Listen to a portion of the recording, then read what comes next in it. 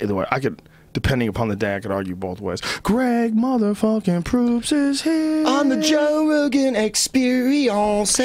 Greg Proops is one of those dudes that actually wrote a book. I'm one of those dudes who threatens to write a book but never does it. But you're one of those dudes who actually wrote a book, the smartest book in the world. You bad motherfucker, you. I just learned to read, and so I thought, why not put it to use? I have another level of respect for people who write books. It took so long, Joe. You know, you think it's going to be easy. You think you're just going to, because it's, you know, off the podcast, right? Obviously, it's a cheap, you know, marketing ploy. From the smartest man in the world, your podcast on iTunes. Smartest book in the world. Because when they said, what would you call the book? And when I went in for the meeting, I was like, the smartest book in the world. And they were like, love it, you know. So that was a couple of years ago. And it took about, I don't know, a year and a half to kind of get together. I thought I'd be able to take like transcripts from the show. And then I realized they don't read that well. You know, there's too much doubling back. There's too much internal logic. And there's a big difference between orating and writing. There's a big goddamn difference. And sometimes, like for stand-up comedy, that's like why one of the most important things is you have to do both. And the guys who only do one or the other, it's easily doesn't. I mean, some guys can pull it off. Some guys just like to just go up and just keep going up all the time and just going over the material in their head, like sort of Jay-Z style. Yeah. And never actually sitting down and writing things out. I know guys who don't, you know, only a key word here and there. And then I was just in Denver, and I made everybody get their book out because I wanted to look at everybody's book. You know, like I'm obsessed with the fact that we're the last people who write things on pieces of paper all the time for our own information. Like the rest of the world has completely gone phone. Really? I think so, but I mean, I don't know. Do you carry a little? You carry a notebook, right? I carry a notebook when I perform. Right, me too. I have one of those little tiny moleskins. And so I took mine out, and of course it's just a sheaf of garbage with like every napkin and stationery from every hotel on earth, and stuffed into moleskins, and then the other guy takes his out. Deacon Gray's his name, is a Denver comic, and his is written like a playwright. Each page just beautifully, you know, every word of the joke written down, and I'm like, I write like corn. You know, and then try to remember the other 18 minutes that goes with it. And so, like you say, sometimes you need to write the whole thing out and look at it. But my question was, and I don't know if this works with you, if you write something down on a piece of paper, for me, I remember it. If I type it into something, I got to read it 1,000 times. They've done studies on that, actually, that the best way for someone to remember something is to actually physically write it longhand. Right. Is cursive longhand? Is that what they call longhand? Yeah, they call that longhand. That's longhand? But I mean, just writing it. I don't write in cursive. I don't know anyone who writes in cursive that much. My mom does, and she sent me a whole letter the other day, and I couldn't read it halfway through. I just gave up because I don't even, the Z-R thing, I can't tell what Z's or R's. Like that. Yeah. Fuck that. Yeah. What's wrong with the microphone? I don't know. Why is it flopped? I don't know. Is it spinning? Your microphone is limp. Michael Moore wrote this thing about running for president a couple weeks ago that was pretty funny. He's not doing it, but one of the things he said was, well, the first thing he said was universal chords for everything. Right, for all devices, all computers, phones. He goes, we've had the same plug in the wall for 100 years. Yeah. There's not 16 different ones. Why is every device? Well, almost everybody but Apple uses a micro SD, right? Right. But then or Apple changes. Micro USB, rather. Every brand they change. But he also said everyone has to be taught cursive. And his reason was, it's the one thing that's absolutely distinct like a fingerprint to every human. Our signature is, you know what I mean? You can copy people's signatures, but we all learn our own way to write. Old government tricks. Yep. And so I agreed with him on that. I thought, I don't really write letters in cursive like your mother did because she went to school before. But I learned cursive, oh my God, when I was 8 years old or 9 years old, you know. And well, the way you write is always like, it's always distinctive, so much so that it's a segment in television shows and movies and plots. You know, they bring in the handwriting analysis guy. The giant loop on the P and a giant loop on the G means outstanding personality, and the double O's are, you know, blah, blah, blah. Right. They can break you down in how you... Do you have the same signature that you did when you started comedy? Yeah. Or did you abbreviate it? Ish. No, I do. I have an abbreviated one in case I got to sign 1,000 things. Where there's so you have two versions. Not of your a lot of letters. Yeah, where it's just kind of G's and P's. I like the people who've narrowed their signature down to not like nothing. It just looks like a blob, and you're like, that doesn't look like your name. That's kind of a Willie Mays. I have a couple of autographs of. I didn't get them personally, but they were given to me. And Willie Mays learned handwriting in the 30s in Alabama, where he grew up. I'm sure at his little school, right? So his writing goes the other way entirely. Like it doesn't look like Willie Mays. It looks like weenie ween ween, like all going one way. And I looked at it for ages until I figured out, oh, he's holding it like this and going like that. With his W. Yeah. He's making a W completely backwards to the way you'd make a W. And but Babe Ruth, who went to school in the early turn of the century in Baltimore, and he went to an industrial school where the priests and the nuns beat you and stuff, you know, like old school. Yeah, he went to one of those. His signature is absolutely beautiful, and he wrote with his left hand. And if you wrote left-handed then, it was terrible because you were using a fountain pen or you dipped it in a well, so your hand goes across your work. Yes. Oh, that's so gross. Every left-hander had to learn to write with their hand up. Yeah, writing left-handed is a real bitch, man. Yeah. That's a real bitch. I tried to practice it once when I broke my arm. I couldn't write with my right hand, so I started like writing things with my left, and it was bizarre. First of all, it's bizarre how shitty your left hand works. Yes. It's incredible. It's amazing how poor. Yeah, I mean, if you think about what your right hand can do with drawing things and writing things down very quickly with excellent control of your fingers, excellent articulation. Yeah, thank you. You switch over to your left hand, like you get tired writing. It's such an effort. You have to concentrate all of your right brain on writing. My right arm, though, is starting to turn into my left arm just from using cell phones too much, how I sit and use my computer. Like I was getting early signs of carpal tunnel or something, but it's turning weak. I could feel it get weaker. You're right-handed. My right arm. And you've overused it with devices. So much. Well, they say that with people with thumbs. That thumbs now, they have more carpal tunnel issues with thumbs than like ever in human history between Xboxes, Game Boys, and texting. Yeah, everything's this now. It's all this one movement. And with kids, there's some kids that are fucking addicted. You know, like we've had many conversations on this podcast about electronic addictions and how real they are. Now, like Ari Shaffir just switched over to a little flip phone, and somebody else just switched over to a flip phone too. Oh, Rory McDonald, the UFC fighter, he switched over too. He's like, from a smartphone. Yeah, he's like, it's just too much. I just don't feel like I get enough me time. I'm just constantly dealing with texts and tweets and looking at this video and watching that. Do you think that's head trauma? That's why they're going back to the flip phone? Both Ari and Rory. Rory has been hit, but rarely. He's very skillful. Ari lost his other phone. Yeah, Ari made a conscious decision and talked about it while he had his iPhone. How dare you?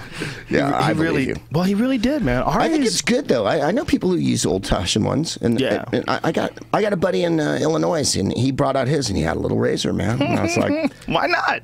You know what? I don't think you have to do everything I got buddies too who aren't on Twitter that are comedians, and they just want their privacy. They're not on Facebook. They want to live their lives, man.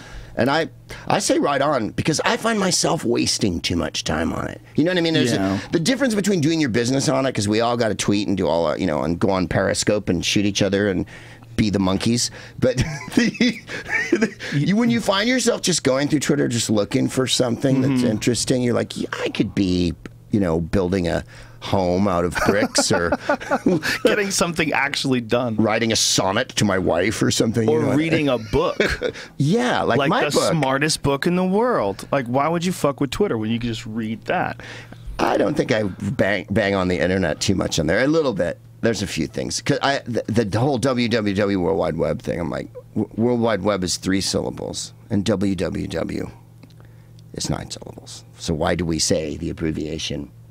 That's so true. World Wide Web so true. is much faster to say than www. World Wide Web is way quicker. Yeah, World Wide Web. That's hilarious. I never thought of that until right now. And I put it in the book, like, why have we said www for 100? That is so fucking funny. Did you find Willie Mays? Isn't it? No, like, and no one ever said anything. Like, someone pointed it out to me a couple years ago. A friend went like, why do we say this? And I'm like, oh my God.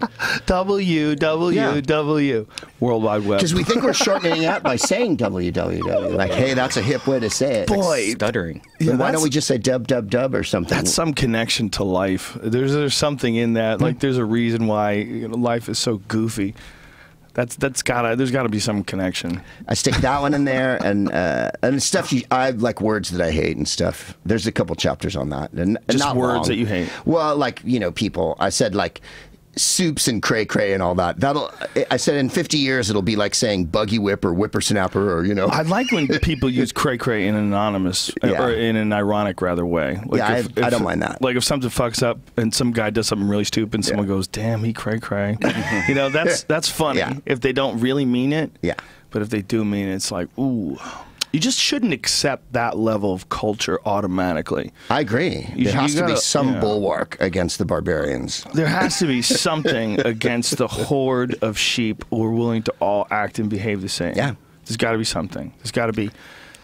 Not having a smartphone is one way. I remember, was it John Waters who didn't have email up to like a couple of years ago? How dare he? He would have someone take down everything and hand him a sheaf of paper, and he'd like go through all the messages and everything. That's hilarious. I thought that Tweet for me. Yeah. I would like to say, you remember when people used to use it like, if you had, at Red Band, it would be, is going to the doctor today. Yeah. You know what I mean? Right. Like it wasn't direct. It was sort of, you were talking about yourself in the third person. That was the way people initially used Twitter. And I was always like, get the fuck out of here. I'm not going to do that. I'm just going to talk normal. But there was a lot of people that used it like at your name and then is having a great time at the movies. Like, who, you? Or you haven't, you can't say I'm writing in the conditional, you see. I'm a third-party observer to my own life at all times. I'm narrating myself. Greg is having a good time being here on the Joe Rogan show at this moment. And you used to, you get fucked if you have too many letters in your little name. Right. Because if you have the real Greg Proops, Esquire, then your tweets are going to be really short. Right. Harley Moskowitz, the adventurous rabbi. Yeah, I mean, your tweets can be still 140 characters, but no one's going to retweet the whole thing. They're never going to quote tweet it because they can't. No. Because your fucking name's too long. God damn it. Oops. Wow. The only people trying to. The issue I have with all of these things is they're all fun and they're all great and they're all groovy. And the reason why I have a career is because there's an internet. But I just find like that everybody trusts technology too much, in so much as the people who make it and the people who are over watching us, they are not benign. Whoa, was this some dark overlord type shit? No, we're not going to go to the room full of 11 men and the council of 5 or nothing like that. I'm just saying, be mindful of all the stuff you tape. People just tape every intimate moment of their lives, and all of a sudden, just like in the movie with Cameron Diaz, you're on the cloud. And oh no, it's getting worse and worse for me because I've been staying at home a lot more, or trying to, and so I have like webcams where they're recording me play video games and stuff, and I'll forget that I have that on, and then next thing you know, like a day later, I'm sitting there talking, and I realize that I'm just talking. Like Jamie could just be sitting there listening to me right now, and because it's so easy to do with like Xbox Live or all these other things. Programs. Yeah, that's a new thing, and it's going to transition probably into something even more invasive. It's probably going to be like we were saying before, like some sort of a Google Glass thing, or like through a ski helmet type situation where, that's what they're working on with that Magic Leap, right? Wasn't that part of it? I think so. It was either Magic Leap or one of the other ones that they're working on where they can spin objects in the air in front of them and stop them and move them and stretch them out. And like you can open like Minority Report. Right. You're doing it in the air. Minority Report was on like was it a screen? I believe so. Yeah. No screens. You're just doing it in the air. The world becomes your desktop. And I think we're talking about two different technologies. I think that the other stuff is the Magic Leap thing. I think it's a different type. Yeah. Then there's that Sony TV. What is this one? Oh, this is the watch that's on your arm? It's a windmill. HoloLens. A group of benign people who care about you, who are well-groomed, are thinking right now about your future. Advertisements. Oh, that's so cool. Anytime you have an advertisement for anything that might even be potentially remotely dangerous, those advertisements should all be illegal. I've been watching advertisements lately on like late night television. They have all these advertisements about drugs. Like Ask Your Doctor, these Ask Your Doctor commercials. And I'm like, these commercials are terrifying. And then when they start listing the side effects, and sometimes the side effects is death or suicide, and you're like, really? Dude, the side effect from this one thing for zits The entire, I don't know what the medication is, but it was a genuinely disturbing video because you know that happy song, come on, happy. They're only playing like the background music. They don't have the lyrics of the music. They don't have the vocals. But these two girls are walking and bopping down the street like they're in a fucking music video, and it's about zits. And it's about your zits are keeping you from being. So you got to ask your doctor about this medication that stops your zits, and then it goes through all the lists of shit you should be careful of, including bloody diarrhea. Oh my goodness! This is in the fucking commercial, and they're saying you have to be careful of abdominal cramps because they could be fatal. You got to go to your doctor if any of these things happen. And I mean, they run through a fucking laundry list of shit that you have to be worried about. Where I'm like, you got to be fucking kidding me. This is real. And this is on TV, and they want 13-year-old girls to take it. And they manipulate you with the dancing and the pretty girls. This is the shit. We're not showing this to the rest of the world, right? What's it called? Onexton? Okay, so it's got these girls. They're beautiful. They're fucking flawless. They don't have a mark on their face. How come you can't get someone with zits that needs this shit? Right. You got these gorgeous model girls, and while they're jogging down the street, this fucking happy song is playing. Dude, it's dark. It's dark. Like they're dead eyes. Yeah, I was going to say, and then an alien comes aboard and takes control of your life. Well, they're showing you the ideal. This is the ideal. Right. Flawless people. Yeah. But think about what they're selling. Who the fuck looks like this? If I take this medication, will I look like that girl? Like, why do you have that girl? Why is she so beautiful? Does she have zit problems? So why are you using her for this fucking commercial? That's like, you know, showing Lexington Steel in a big penis cream commercial. No, show a regular dude with a little dick grow a big dick. Okay, you can't show giant dicks. The guy was born with a giant dick, and it's the same thing here. Those girls were born flawless. I mean, that girl has a perfect skin structure or a bone structure and beautiful clear skin. And she's dressed fashionably, and the music is playing great, and her hair's blowing just so in the wind where it looks like a casual summer day. And you're like, God, if I just took this medication, I could hang with these bitches. But no, you don't look like anything like them. It's insane. Everywhere they go, there's models. It's like the world's filled with tens, and you're going down the street bopping to music, and everyone's got a little dog. Like, what the fuck are you selling? Oh, and the beautiful backdrop that they were in front of that lovely building, and there was woods and whatnot. There was no rappers anywhere, or homeless people, or no, there's no. It's a fantasy. Yeah, no. Which is what you're being sold. Lost a foot to diabetes, pushing around in a wheelchair, asking you for money. What's the expression? Impossible beauty standards. Yeah. They say. This whole commercial is one long impossible beauty standard, and it's about something that's that fucks with people when you get zits all over your face. Scary face. This is a crazy side video. Effects may include you become an alien with bright red hair. Yeah, the side effects. Eyes, like Jamie, see if you can find out where the side effects are, because we got to play it because they go on for like a minute. I mean, the side effects just fucking keep going. Skin irritation, especially if used with other acne products. Stop use and call your doctor if you have a rash or very red, burning, itchy, or swollen skin. Limit your time in the sun. Avoid tanning beds and sun lamps. So stop hiding. That's not the whole one. You got to go before that where it says you could die. Limit your time in the sun? Stop use if you develop severe watery or bloody diarrhea or severe abdominal cramps, as these may be fatal. That's okay. Let's just stop right there and back that up. One more time. I want to hear that one more time. Stop use if you develop severe watery or bloody diarrhea or severe abdominal cramps, as these may be fatal. Stop. Do not use as these may be fatal. What in the actual fuck? To not to overuse a term like cray cray, but that was cray cray. But it's seriously, what in the actual fuck? Like I was watching that commercial last night on TV during a hunting show. Okay, I'm watching a show about hunting. Wow. And they have this commercial about bloody diarrhea, and I'm like, what the fuck? I might have changed channels. I might be wrong about what I was watching on, but I wasn't wrong about the actual commercial itself being insanity. No, and the visuals and the soundtrack don't match. At that moment when they're talking about bloody diarrhea, she casts a sidelong glance and throws her hood off and gets ready to run. I don't I don't think we should be so flippant about the influence of these goddamn commercials at all. I think this is like coercion. It's like voodoo. They're brainwashing people. What's the actual number? Somewhere in the neighborhood of, with the phone now, It used to be hundreds of ads a day with just walking around on TV. But with the phone, I think it's up to what, 5,000 a day or something like that? The ads that you have to There's a lot make your of way through. fucking ads, man. And it's all mind poisoning, and it has an agenda. And the agenda is to take money from you and fool you. Well, I don't worry about that when it comes to like cars, as long as the cars are safe. Like, make it sexy. New Dodge Viper. I don't mind that. You're gonna coerce me in that way. That's fine. I do mind it though if I might get bloody diarrhea that kills me.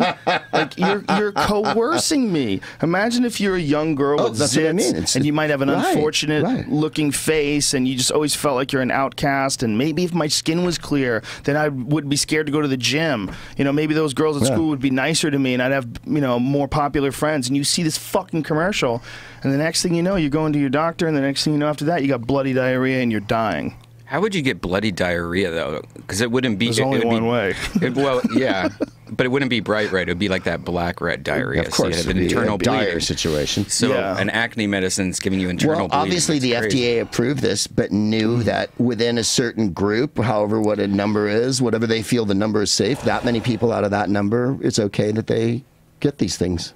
As long as you say consult with your doctor that probably adheres to some code within the... God, that's administration and all that jive. Really, one of the more fascinating things about us biologically is the fact that you could take something and it has no effect on you at all, and I can take the same thing and die. Like, things that people are severely allergic to, or allergic reactions even to medication. I mean, how many times have you ever been asked if you're allergic to penicillin? Yeah. Imagine being the poor bastard that's allergic to penicillin. Fuck, man. Like, it could be, one person, nothing, guy next to him, he'll die. I'm allergic to penicillin. Are you really? Yeah. Do you have to wear a little thing? Dude, that's hilarious. And it sucks about being allergic to penicillin is that you're allergic to all the cillins. So, like the moxicillins and those are in other medicines. And I get strep throat a lot, like almost once a year. And so, that normally you just take penicillin. I can't. Dude, I had no idea you were allergic to that. That's wild. Something that's not as effective. It's called. How did you find out? Did you take penicillin or did they test you? Yeah, as a kid, I took it and I broke up in this huge rash and stuff like that. And could you breathe? Could you breathe when you had the reaction? I think I was fine breathing, but it was all over me, so it was pretty gross. But it was obvious. It happened within a certain. Oh yeah, it happened immediately. Oh my gosh! Yeah. Wow. Yeah, that's crazy. So, but you realize that before penicillin, the casualties in wars and stuff were off the charts. Like, what is it? World War I is when it gets invented? Because the lack of good antibiotics to treat any kind of post-wound infection or any kind of... What terrifies me is how nature's trying to keep up with antibiotics, and they have these MRSA infections that people get where they're hospitalized for months. I mean, some people, they catch MRSA. They get, when MRSA is like medication-resistant staph, something or another. I think that's what it stands for, but it's particularly common in surgery cases for some reason. Like, people have surgery. What happened? Nothing. I just caught a look at myself on camera, and I have David Cronenberg water buffalo hair. Someone said in the what is it, Periscope chat that you have genius hair. Yeah, that's what I'm going for. Mad genius. Yeah, genius hair. Yeah. I mean, it goes with your pervy professor. My hours are posted.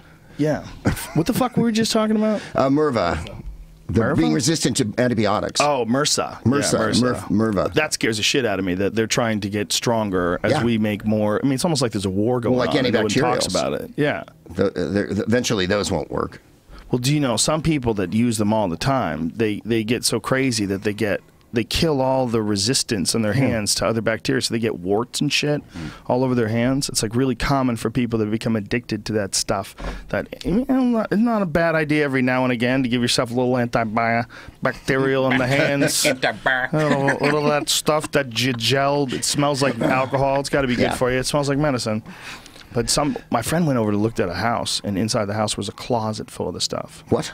Yeah, they were going to buy this house. They went and looked in the house, and they opened this door, and there was a fucking closet filled with hand sanitizer. Wow. Just bottles and bottles and bottles and bottles. Like a crazy person was terrified of running out of hand sanitizer. It's been a godsend for germaphobes. Yeah. Everyone who's an anal germaphobe loves it because they're every 2 seconds I know some people, and they're always, you know, you want some, and you're like, I'm all that's right. a psychological thing, right? Right? It's like ODD, or what do they call it? OCD? Yeah. OCD, not ODD. So don't you think that almost like fuels it? Like having... That's what I mean. It's absolutely being validated that the thing you're afraid of is true. You know, I'm afraid of touch anything or touch anything. Like when I do my podcast, I talk to everyone in the audience before the show for a while, and I shake everybody's hand. So I'm communicating whatever disease anyone's giving me to everyone. And I don't use hand sanitizer. I'll go in the dressing room and wash my hands after that, and then start the show. But we all have to take that chance. We're all humans and live with each other. I think it's good for your immune system, too. I do, too. I've never gotten sick from it, and nothing bad. You don't go licking your hands, though, right? Like I say, I wash my hands after the show. I do not pleasure myself or dance around or make a taco or anything like that. But how bizarre is it that this is a concern? Just think about the actual existence of human beings. How bizarre is it that there's a concern that you might get an organism that's attached to another person, and that organism will threaten the very ecosystem that your life depends on? That's real. Like, that's how people get colds. You're rubbing up against an organism. You get it in your body because it came off of someone else's body, and it may or may not kill you. You know, like the flu.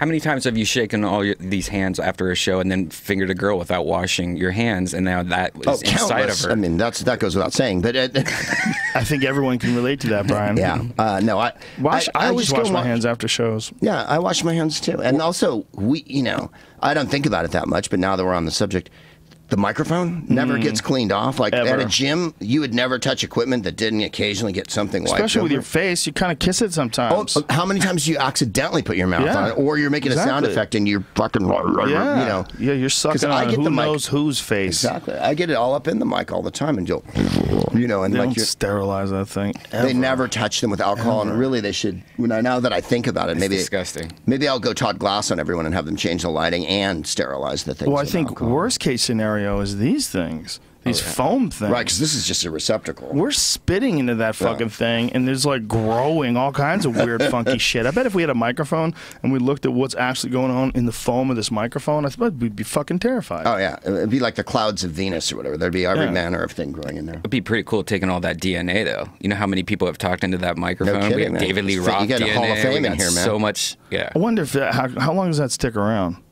I don't know. Forever. That's forever, man. Yeah, hopefully it's like the internet forever, man. I think like for like spit, it's got to be pretty fresh. You can't use 100-year-old spit. Like, if somebody sucked on a flute 100 years ago, I really doubt they'd be able to get some DNA off that. That's a good question, and I can't answer it, but I want to, off what you're just saying, I was in Philly like a year or two ago, and I went to Independence Hall, right? And they got the several drafts of the Declaration of Independence, like the pre-drafts before the one that we all know.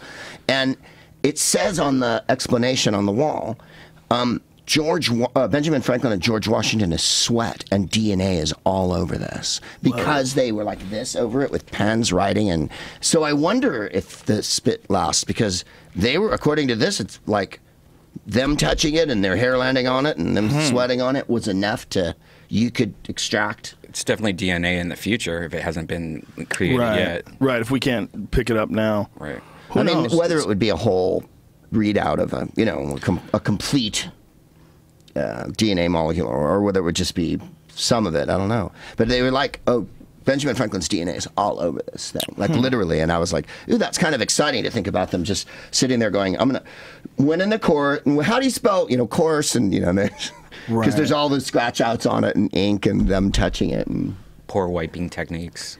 well, like the thing. Yeah, no hygiene. The thing I think about when you look at They old, didn't even brush. No, the thing about old paintings is, that someone's, the physical act of, that's always to me, that brings the past back instantly, because it's like the genuine article. If someone made a painting 500 years ago, like you see a Da Vinci or something, he certainly went, Right, and had paint on his face and touched it with his hands and put the brushes and, got up to it and stood back from it. And, you're seeing the completed article, but the process that went into it is like any plastic art.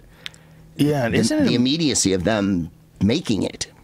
It's kind of fascinating how once you give something a name, like DNA, and it becomes a normal part of your discussion, you kind of forget how crazy just being able to lick something and leave fucking DNA is. The idea that you're a stamp, like you're sending a bill, and you lick it, and you seal that stamp, that has your fucking genetic markers on it. And they can identify you really well, like down to like in the high 90s, right? It's like not 100, but we know it's you, bitch.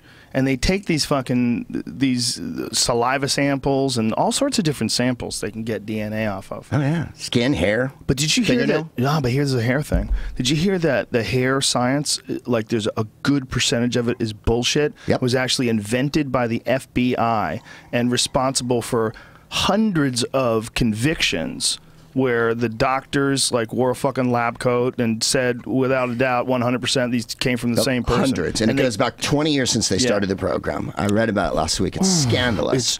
It's not just scandalous, it's horrific. Yeah, people were put to death. Yeah, they were. People were put to death for crimes who the fuck knows if they were guilty or weren't guilty. But if the tipping point was this hair thing, that's got to be murder, right? Right.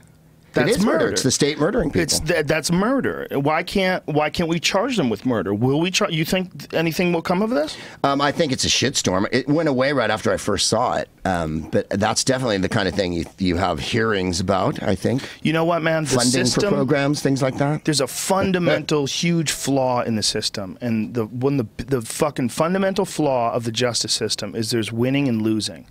And when people get involved in winning and losing, they cheat, they lie, they steal. They want to win because winning becomes more important than anything else. Especially the good guys, because the good guys want to win. Winning becomes more important than even justice and truth because along the way they develop this attitude like, look, if I'm going after them, they're already fucking guilty of something else. Right, anyway, I know that. I'm getting them for that. I know who's guilty. Especially when they're dealing with like young kids that might have fucked up a few times, been to juvenile home or went to jail. Like they will literally cause crimes, like give people sentences that they don't deserve, lock them up with fucking planted evidence. Like this is not, it's not an uncommon thing that only existed in a movie, and if we saw it in real life we'd be like right. If we saw someone planting a gun on a murder suspect or a murder victim, we wouldn't even think twice. We'd like, of course they did it. These people do this sometimes. It's not, and everyone who becomes a cop is just the one thing that everyone who becomes a cop has in common is they're all people. Yeah, that's the one thing. So that alone would let you believe that most people should never be fucking cops. Like the vast majority of people should never be. You couldn't be trusted cops. with that kind of responsibility. No way. That kind of power. And then when that gets abused, like now we've seen the last 6 months, the last 2 days, the police state, the overfunding, the militarization, the absolute lack of code when it comes to black people or the underclass, and then it just piles up. Then now we see it though more and more, and now we're highly keenly tuned into it, especially since Walter Scott got aced on video phone horribly a couple of weeks ago. What is that? The guy in which town was it in? Walter Scott on video. Remember, it's on the video. You see the cop put a bunch of slugs in the guy who got shot, who was running away from him. Yeah, that poor fellow. Oh, God. So, like, now we're real acutely aware that cops, like you say, are people and panic, shoot people, go crazy, abuse their situation they're in. They develop personal animosity for this person they're trying to take out because it becomes a competition. It becomes a competition of arresting them, then it becomes a competition of convicting them. It becomes us against them. And even if you're a great guy and you're the perfect guy for being a cop, you always have to be on guard of some fucking asshole trying to shoot you or jumping on you or punching you. When you're arresting people, you have to always be on your complete red alert, because we've all seen those videos of cops that were like pulling people over and then they got shot, or pulling people over. Have you seen the one where the woman pulls the guy over and the guy beats the shit out of the woman in front of his daughter, and his daughter screams, "Stop, Daddy, stop!" He knocks her out and beats the shit out of her when she's unconscious. Holy cow. It's horrific. It just shows you, first of all, you can't have a lone woman by herself in that scenario. I mean, everyone wants to believe in equal rights. There's no physical equality. That just doesn't exist. And if you're going to be a woman and you're going to be in a situation where you have to arrest a big physical man, you can't let him get anywhere near you, ever. You can't let him get anywhere near you. You have to make sure that everybody that's around you, whether it's other cops or they know what's going on, they know where you are right now. Yeah. Because it's highly likely that this guy's going to make an irrational decision to just beat the fuck out of you. And if you don't get to your gun in time, you're done. And that's the case with men, too. Yeah. So those men have to constantly be worried about it. They have to constantly, when they're, so they're always fucking freaking out and tense. It's almost a job that no one can do. Well, how do you do it every day and measure the justice every day? And then when you see how shit the system is, and when you see how even the people you're arresting and have to live amongst, their life's not so hot. You know what I mean? Oh, you the kind people of, you're arresting, you feel sorry for you're them. at both ends of the spectrum, because on the one hand, like when you saw that Ferguson report, the mandate from the city was you go out and you get those fines, because that's how we generate income in this town. You go out and arrest people, you pull people over for license plates, lights, any old minor for being black, just whatever. You just make that happen. And so in the report it said they were getting pressure to be those kind of cops that had to just, minor infractions were how the city was making its money. God, that's so crazy. Right? So that's a complete vampirism. inversion of how we perceive what the police are supposed to do, because we're paying the taxes, blah, blah, blah, It's blah, blah, glorified revenue collecting. right? And but that puts something on them that they didn't sign up Exactly. for. You know what I mean? Like, when the troops have to defend money, positions, and interests for our country, that's when I get huffy, you know? Like, people are like, right, you should be for the troops. I'm like, I'm all for the troops. You put them in poisonous danger with shit that's not tested, or no body armor, or poorly armored vehicles that get blown up by IEDs and stuff, and that's our fault. You know what I mean? That's the government being malfeasant and not protecting the people. It's asking them to do something that's more than you signed up Now for. imagine if the soldiers rather, also had to write tickets. They had to collect money from insurgents. In essence, they do, right? In essence, they do. But can you imagine They also if have they to were put deliver into money. that situation where not only did they have to go and fight wars, but they also had to ticket these people. Pull over, you. I mean, look, if once it happens, then that's what it is. And that's the problem with cops. Like, we can't think of a time where a cop wouldn't be writing speeding tickets. But it's fucking ridiculous you're making a cop do that. Yeah. Either someone's violating the law, which means they need to be brought into jail, or it's not that big a deal. It's one or the other. It's one or the other. You can't just take money from people because they touch the gas pedal a little too hard. But they do. And parking fines, I mean, L.A., you know. I lived in San Francisco and London, the three places I've lived, and parking is, you know, that's the whole income of the city. Yeah. Yeah, parking's giant. If they made free parking and they didn't write out parking tickets, and then, you know, they can make a little bit of money from the change, but they bank on you fucking up. Oh, yeah, they do. What is it, $60 to go over the meter? Something nutty in like Hollywood, that. 60, and then if you don't pay it in like 2 weeks, it immediately jumps to like 150. Right. And you don't pay that for like a week, that goes to like 300. We used to throw them in our glove box. For parking your fucking car. Before that happened, and when I lived in San Francisco, I had a crappy Chevy Vega that, like, you had to put 2 quarts of oil in every day, and, you know, nothing worked. But I must have got 1,000 tickets the first year I lived in San Francisco, and I threw them all in the glove box. And finally, a bench warrant was issued, and I had to go appear in front of a judge. And at that point, this is like 1980. It was like $1,500 worth of $5 tickets, right? Wow. And she went like, "What is your problem?" And I went, "I'm sorry, Your Honor." She goes, "Well, what are you going to do?" And I'm like, "I don't know. I don't have any money." You know, like, so she went, $450. Get out of here. You know. Wow. So I think I paid it over like a couple of months. I didn't even have $450. So, you know, I paid like. My car got booted once. Got booted because I didn't pay the tickets. Parking tickets? Yeah. Did you have to call someone to come unboot it, or? I think I had to go somewhere and pay some money. It was a long time ago. It was in the 90s. I remember it was in LA. I got the boot. Yep. In London, they take the car up and put it on a truck and take it away. Wow. Whoa, assholes. You So- can't just take someone's car because they owe you money. A car's worth way more than a fucking astounding. parking ticket. Yeah, it's astounding. I found out the other day, I was going through my mail and I had almost thrown it away, that I guess when I was in San Diego, I went on one of those highways that I guess was a toll road, but they don't even tell you, or they might have told you, but it's real easy to just get on and get off and not even know you're on it. They take a picture of your license. Yeah, and it's so like, you didn't pay. I didn't even know about it, and I owe like a lot of money because I didn't. So you did it a bunch of times? How much? I forget now. It's because it was like 2 months old or 3 months old or something like that. And So it kept going up again? Yeah, That goes up too? Yeah. I got one through Illinois after Christmas. I did a gig in Bloomington or somewhere, and I went on a toll road, and I was like, did I pay? You know, I just went through a thing and went like, Was I supposed to stop? Because there was no people manning this That's a thing. trick.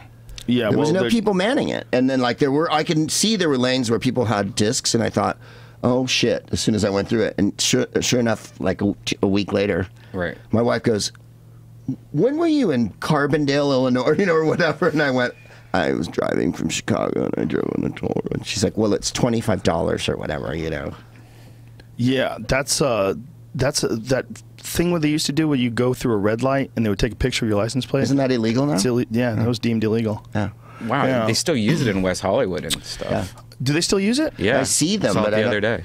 I haven't. I don't know if they use them though. I don't know if they still write tickets because I'm pretty sure they deemed that unconstitutional. Yeah, they did. Because it was a third party that was profiting off of it. It was a private company, so like you really didn't have to pay those tickets. Like when you would get one of those tickets and it would say you ran a red light, we want $100. Like they were getting the money. Like the money wasn't going to the state, and everybody's like, "Hey, what the fuck are you doing?" Yeah.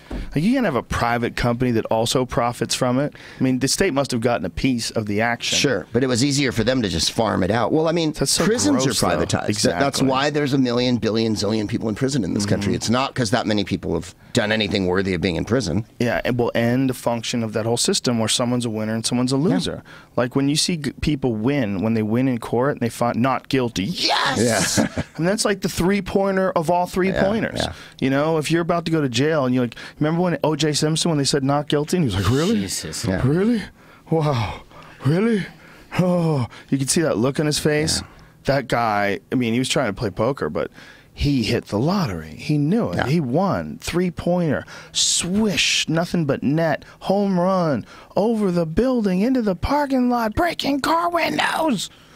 I mean, he won, right? That's like you when can't you- have winners and losers when it comes to laws in court. That's just too crazy. That's weird that he didn't just hide after that. Like it was such a huge win that wouldn't you just like not leave the house for the rest of your life? Like, No, he didn't want. I mean, I think he didn't want anybody to think that He's he was in jail guilty. now, isn't he? For He's in jail now assorted for. felonies. Well, he's in jail now for. I think they called it kidnapping and something along those lines. Some armed something. But that was the caper in Vegas, right? That was a thing in Vegas where he was a victim of someone taking his stuff and selling it. Like some of his memorabilia got sold by this guy, and he wanted to get his stuff back. So he brought some dudes who brought some guns. And as soon as that's the case, you're Fucksville. Yeah. And the government came in and they go, dude, we've been looking for an excuse to put you away. Yeah. And so they just locked him up. He's fucked. It's like you say. My wife and I always say it like when, you know how Hollywood is so, especially young actresses, they get all drugged up, they go crazy. The next thing you know, you've seen a picture of them, and then they're in the street upside down, and then they stay here. Or maybe they go to rehab for a month. And we always go, move to France. Move somewhere where they'll appreciate you. You're still a star in Europe or whatever, no matter what. And other countries, they don't look at it the same way. But why stay here under the scrutiny of TMZ and all the Because they people don't who you speak know French. That fucking Rosetta Stone is a pain in the ass. If you want to really learn French, it takes too long. They're lazy. They want to do coke and get fucked. Yeah, they are lazy. I'm like, when Michael Jackson, when the shit hit the fan, he like stayed and you think, Well, go to eventually, another country, man. He did. He went to Eventually, he went Bahrain, I remember. yeah, which was like, wait, what? Which is really weird because you're going to a slave state, dictatorship, emirate that's run by royal people who have, there's no like, democracy. Like, what was the idea there? No one gets to vote. I mean, why the fuck would he move there? Why? Because he could be protected by rich people that he felt safe. That must be, right? Yeah, that must have been when all the legal shit was hitting the fan. It's a wall of rich people. God, that's terrifying. Michael, we will have your back. And my joke was he's staying at the I'm Inside a Boy Hotel. You the son Michael of a Jackson bitch. shit. Now I just feel You- bad about him, Like I watch the videos sometimes and think, God damn, he really was the fucking gifted, Oh yeah, but I mean, how about the fact that he was made a star when he was a young It boy? ruined his psyche. Of course it does. Yeah. It's impossible. You can't go through life learning about the trials and tribulations of being a human being amongst other human beings on Earth if you never feel like you're one with all those people around you. No. And he was in show business from "Boo-hoo, 5. cry on all that money, man. Yeah. Boo-hoo. Well, I feel about him the same way I feel about, if you've seen that video of those young kids in Baltimore that robbed the RT camera crew, they robbed them on camera while all this rioting was going on, dude. Have you seen it? No. You gotta play this. We gotta play this. These guys from RT. First of all, those people from RT. That's where Abby Martin started out, and they have fucking balls. I mean, people dismiss RT because it's Russian owned, but their reporters do some ballsy fucking shit. And they were there while all the protests were going on for the young man. What is Freddie? What was his name? This is the new Ray, one. was it? Freddie Gray, is that it? Ray, was it? I can't remember. I don't remember. It was a young man that was in police custody, and there was some discrepancy of how he died, and he died from trauma, and they think that the police beat this guy to death. So there's this huge, huge backlash because people can only see so many black dudes get shot by cops or choked by cops or beaten by cops or shot running away unarmed. They can only see so much of that, and now they've hit this breaking point. I hope so. I hope this changes things. I mean, it's got to. It's been rolling on since Eric Garner, and now it's been rolling on since the fucking beginning of this no time. Shit. But yeah. But like everybody who wants there to be no crime, you got to think about. Like, we will all sympathize with poor Michael Jackson, born to this crazy family of entertainers and made famous when he was young and had a predilection, allegedly, for young boys. His poor fucker and his crazy, twisted childhood. Every day, all across the country, in ghettos, there are horrific scenarios playing out that babies are growing up in. And it's not all babies. It's not all poor people. But we're not talking just poor. We're talking poor that are surrounded by desperate people, poor that are surrounded by people that have grown up doing crime. Like their whole life has been about crime. Everyone around them is involved in crime. You're going to run into those people occasionally, where a good percentage of their family's in and out of jail, where it seems normal. It seems rational. How about that person? How about that person when she's got to go to college when she's 18? What fucking horrific PTSD does she have from growing up in the worst sections of Compton or Inglewood or Watts? Yeah, that's why education is more important to spend on than law enforcement, but they don't. What's even more intense than that? It has to be taken to a totally different place because it's not education in terms of like come in, sit down. We're going to teach you about George Washington and his fucking cherry tree.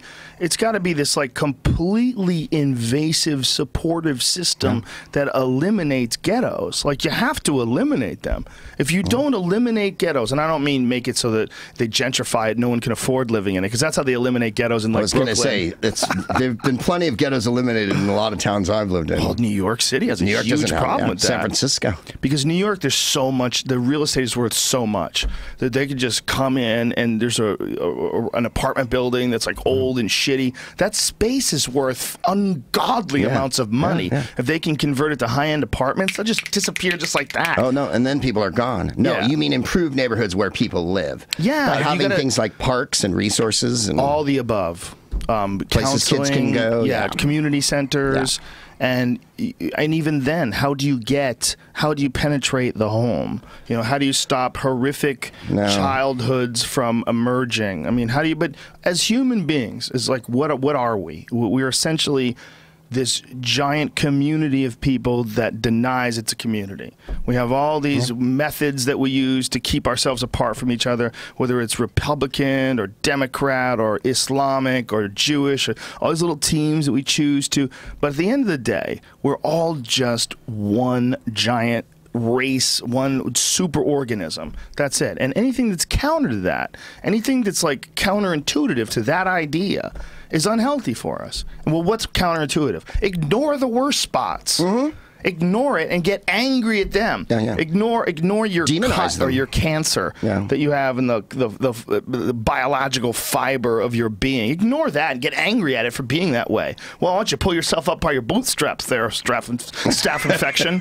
You know? I mean, imagine if that's how you looked at like a broken ankle. You fucking pussy. You look down at your broken ankle. How about, I'm looking at the left ankle. Left ankle's fine. Left ankle's in the same fucking roads you walk. It's actually a perfect analogy. Yeah, it is. If you're running and you break one ankle, does the good ankle go, what, bitch? I fucking did the same road. I worked Nothing harder happened than to you. me. That's not how it works. As a super organism, you can't have places like this scene in Baltimore. Did you find the video? Watch this video because you're going to freak the fuck out. Because Let's play. Give it a little volume. Hopefully, RT. So these guys, look at this.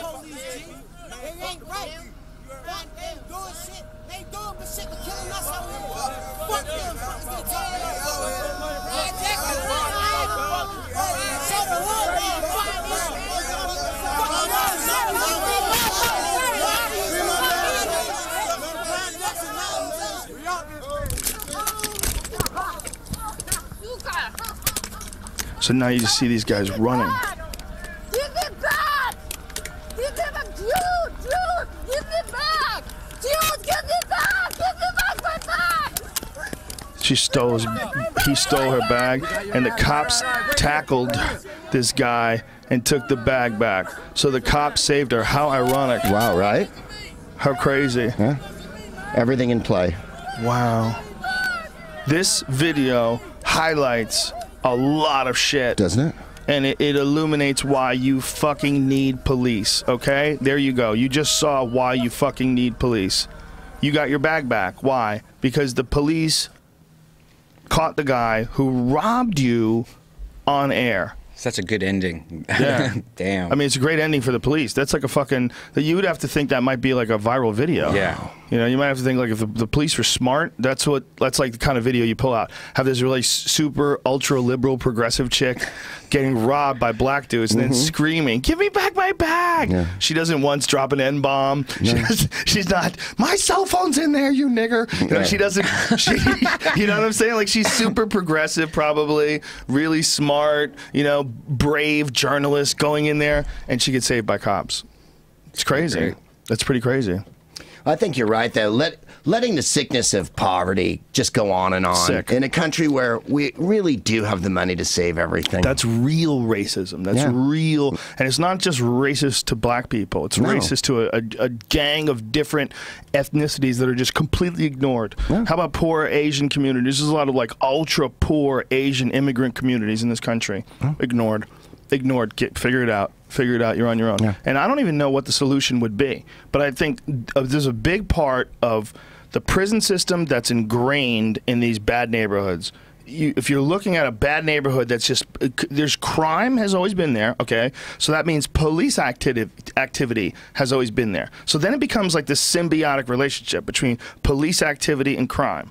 And there's no incentive whatsoever to try to slow it down, other than cops dying. When cops get shot and killed on the job, that's like when a big push to like sort of settle crime down. And usually it's just more arrests. Yeah. I mean, that's no one looks at like the inherent issue. There's a giant issue that there's winning and losing shit of arresting people and punishing them and trying them, and they found guilty or not guilty, and a yes or a no and a green or a red. It becomes a game. And that game, no one in that game wants the game to stop. Well, it's for profit because the prison system's for profit, and then on top of it, there's no equity at all. All the bankers, you know, to make a huge analogy, all the bankers and everyone who ruined the economy and everything, none of them did any time, and no one ever laid a hand on them. But people who commit small crimes and petty crimes are always getting busted and thrown in jail. Ian Edwards has a brilliant joke about that. He has a brilliant joke about that. I don't want to give it away. I can't even say the punchline, but he's got a brilliant joke about comparing thugs to bankers. It's fucking hilarious. My joke is no black teenager ever ruined the economy on me, and no black teenager ever invaded Iraq. I like how you say it with the accentuation. Iraq. Like, bitch. That's why the smartest man in the world is like for a lot of other people couldn't pull that off, dude. Your sense of humor is just like this. You know, there's some like unique sort of styles of humor. Like Brody Stevens is like my favorite example. Right. Because the shit that Brody says is only funny if you're Brody Stevens. Yeah. But if you're Brody Stevens, it's brilliant. Yeah. He was fucking destroying one night like a month ago at the Comedy Store. Yeah. You know, he does that late night spot after midnight. You know, like all the comics have already gone up. The show's been going on since 9 o'clock. Everyone's exhausted. Whoever's there is a glutton for punishment, right? 20 people in the audience, and then comics just start filtering in. And Brody does like 45 minutes. I put some of it on Instagram where he's playing drums. Yeah. And he's got someone singing along with him. Someone told me about that. Yeah. He's an animal. Yeah. And it's just, it's the Brody show for the last hour of the Comedy Store. It's the Brody show when he does it. It's him and Brian Holtzman. Those are the masters at that late spot. And Don Barris too. Don Barris is like the master of debacle. Like if you want to see something absolutely ridiculous happen in the crowd late night at the Comedy Store, if Don Barris is on stage, it's likely to happen. He's the master of that, like becoming the ringleader of the crazies. He's just so comfortable with crazy people too. That's awesome if you have the will to do that. You know what I mean? You want to go in late night and strike it down. Well, you know what? For Brody, that's like the perfect kind of set. Of course for him. It is. Of course, because he needs to be in the moment. He's very environmental. Yeah, yeah. But he's a perfect example. There's a video. Play that video because it's so ridiculous.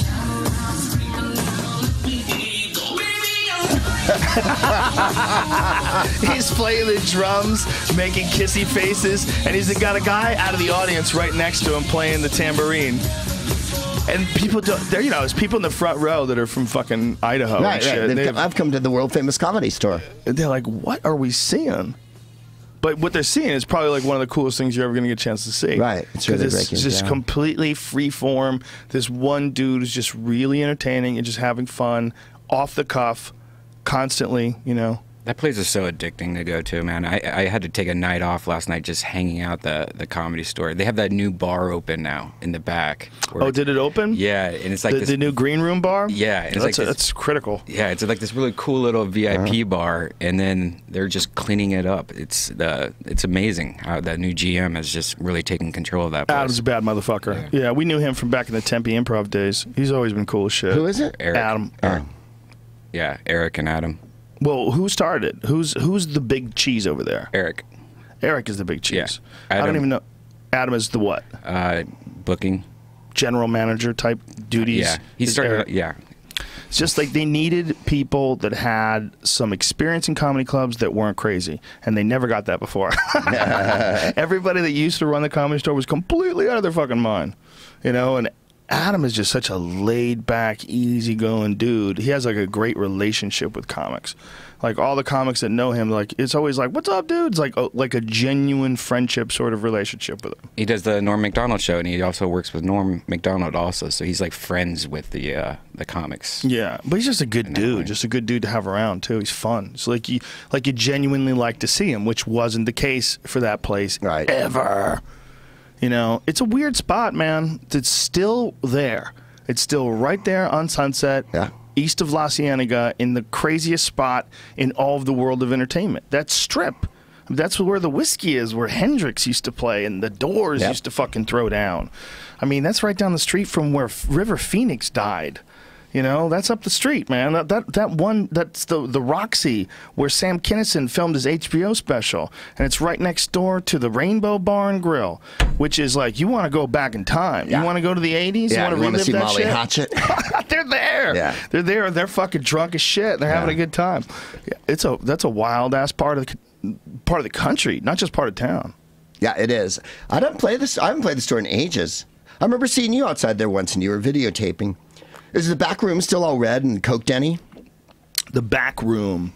You like the behind green the stage, room behind the Comedy Store? Yeah. Or behind the main room, rather? Yeah, it's used to have like red and white walls and all that. Yeah, it's got weird like old school neon and shit and a fake piano. Right. The fake piano, which has probably seen more lines I was going to say, how many rails? Any object in the known universe. Yeah. And now one of the legs is broken, so like if you lean on it and you have like a big pile of cocaine, it just flies on the floor. Oh no, wasted cocaine. Sam Kinison's rolling in his grave. I know. There was always these crazy rumors too that there's a tunnel from the back of the Comedy Store. It goes under the Comedy Store and it goes up to Crest Hill, where they had the Comics House, because when they bought the house, they bought the Comedy Store together as one package, because it was like Bugsy Siegel's place. Right. So they used to live like right up on Crest Hill, or somebody used to. And then sneak under. And there's a fucking tunnel. So like if the fuzz is here, the fuzz. what do you want to do, Mickey? feds. We're going to get in the tunnel. Fuck those pigs. And they get in the tunnel and just run up to the hill, tuck themselves in the bed. What? Officer, I've been in bed this whole evening. The very notion. Back then, there was no DNA. They couldn't. Well, No, of course there wasn't. Touch this doorknob, stupid. What? There's an essence of you on the doorknob. See, we brought it back around. Yeah. The DNA at the Comedy Store. And Coke on that table. I'm sure there's residue from the... Did you ever do the cocaine, Greg Proops? I have done. Have you? I have. I'm not doing it now, but I have Did you ever go through a period where it went, I don't think I should do this stuff anymore? No, because I never seriously did it a lot. No? Because it's not, I'm more of a pothead. The feeling jacked wasn't, for me, I have to drink gallons of vodka if I do cocaine. And I'll drink anyway. Yeah, because I can't sleep. Oh, just to kind of calm you down? Yeah. You know, like, basically Coke is there so you can drink as much as you can humanly get down. My joke was, because you go to the dealer's house. I used to do a long routine about cocaine because W. Bush said he didn't remember whether or not he did coke. Yeah, someone said, "Wow, did you do cocaine?" He goes, "I don't remember." And I was like, "Oh, you remember if you did coke? There's no forgetting it, even if you just did it once." And then it said, "Elaborate measures have to be enacted. You have to, first of all, my distinct recollection is you have to go to an asshole's house." And then he tells you about the quality of it, and you're like, "Quality? I've debased myself by being here. I would snort Drano off a fucking midget right now." I go, let's get this going. I got a night to ruin. Then someone drags you face down a stair. You go to Denny's and spend the whole time barfing in the bathroom because you can't eat. And then someone drags you face down the stairs, and you call someone, you booty call someone at 4 a.m. that you met at a Yaz concert in 1994. Whoa. That's a strong booty call. That's a Hail Mary. I said, you know, to say concerts. you don't, that's just disingenuous to say you don't remember doing cocaine. Well, it's disingenuous because you would remember whether or not you have done it. Yeah. Because if you haven't done it, you'd remember all the time, I've never done coke. Because that comes up. If you have a conversation with people once a year, someone will say, hey, have you ever tried Quaaludes? And you're like, no, I never fucked with that. I don't fuck with pills. Like, what about, yeah, like dudes always have those sort of conversations, or women, I'm sure, have those conversations too. And you would know whether or not you took coke. There's a decision involved in taking coke. There's this elaborate ritual that goes on with it. There's all the chopping and talking about it and acting like it's important, and it's because it's expensive, and so there's not a sense like saying, of, you know, have you ever had a shot of wild turkey? Right. You could conceivably go, I don't remember. I might have. Right. What's the difference? What's Jim Beam? Is that wild turkey? Is that different shit? You know, you'd have those conversations. Like, that makes sense. But I don't remember whether or not I did coke. Get the fuck out of here, bitch. Do you remember whether or not you've ever had a drink of alcohol? I don't remember. What? Yeah. What the fuck out? No, you either did or you don't. It can be fun, but I think when you base the night around it and everything becomes, we have to do more and more and more, and then at the end of the night when there's no more, and then it's a sad time, that's always the sad part. Just like, it's not a positive drug that way, whereas pot, at a certain point, you're going to pull the ripcord because you're just too high, or you fall asleep, or you're tired, or we all go to Taco Bell, or whatever it is, you know. It's a different kind of tired too. Yeah. You know, I've never done coke, but the stimulants, any kind of stimulant. When you're wrecked the next day. Yeah. You're wrecked. I did ecstasy, which is like very much like a stimulant. Yeah. Especially, I think the shit I had was probably not 100% pure, because I've heard people say that if you don't try it like pure, you really don't know what the actual effects are. Is speedy? Yeah, well, it wasn't to me. It didn't. I was definitely awake. I definitely stayed awake for a long fucking time. Yeah. But I didn't think it was that speedy. But then someone told me that it's like really frequently cut with it. I'm like, well, how do you know? You're getting it from a drug dealer. Right. And that's inherently like a big part of the problem, right? You're getting it illegally, so you're at risk. You don't really know what the fuck you're dealing with. If you buy it from someone in a bar or something, then you're completely taking it on faith that they have the goodwill to not poison you. Yeah. Well, that's what I was gonna ask you about, the difference between stuff that's cut and stuff that's not cut. I don't think I've ever had rock star stuff. You know, I hear stories about it. You know, I've had friends who've done coke with famous people and junk, and they go, "Oh, it was so pure and it was so good." And evidently, then you don't sweat and act like an asshole. Evidently, then you're the life of the goddamn party in your area, lighting ladies' cigarettes and quipping off bone mows and absolutely being the event of the season. No, I think whenever you're doing it, it's just because you want to get jacked and drink a bunch and then be an ass. Or you're hanging out with a girl and you're like, oh, come here, I got cocaine. Yeah, there's that, the luring people to you with coke. I think that's rape. Yeah. That's technically kind of rapey. No. Rapey. These days. Put a little quick in there, like chocolate quick, to make it chocolate cocaine. The chicks love that. Wow. Yeah. These are some tips. Cocaine tip right there. Chocolate cocaine? Are you being serious? Yeah, just mix a little bit of quick in there, and it tastes like, smells like chocolate when you snort it. Girls love that. Have you actually done this? What? Yes.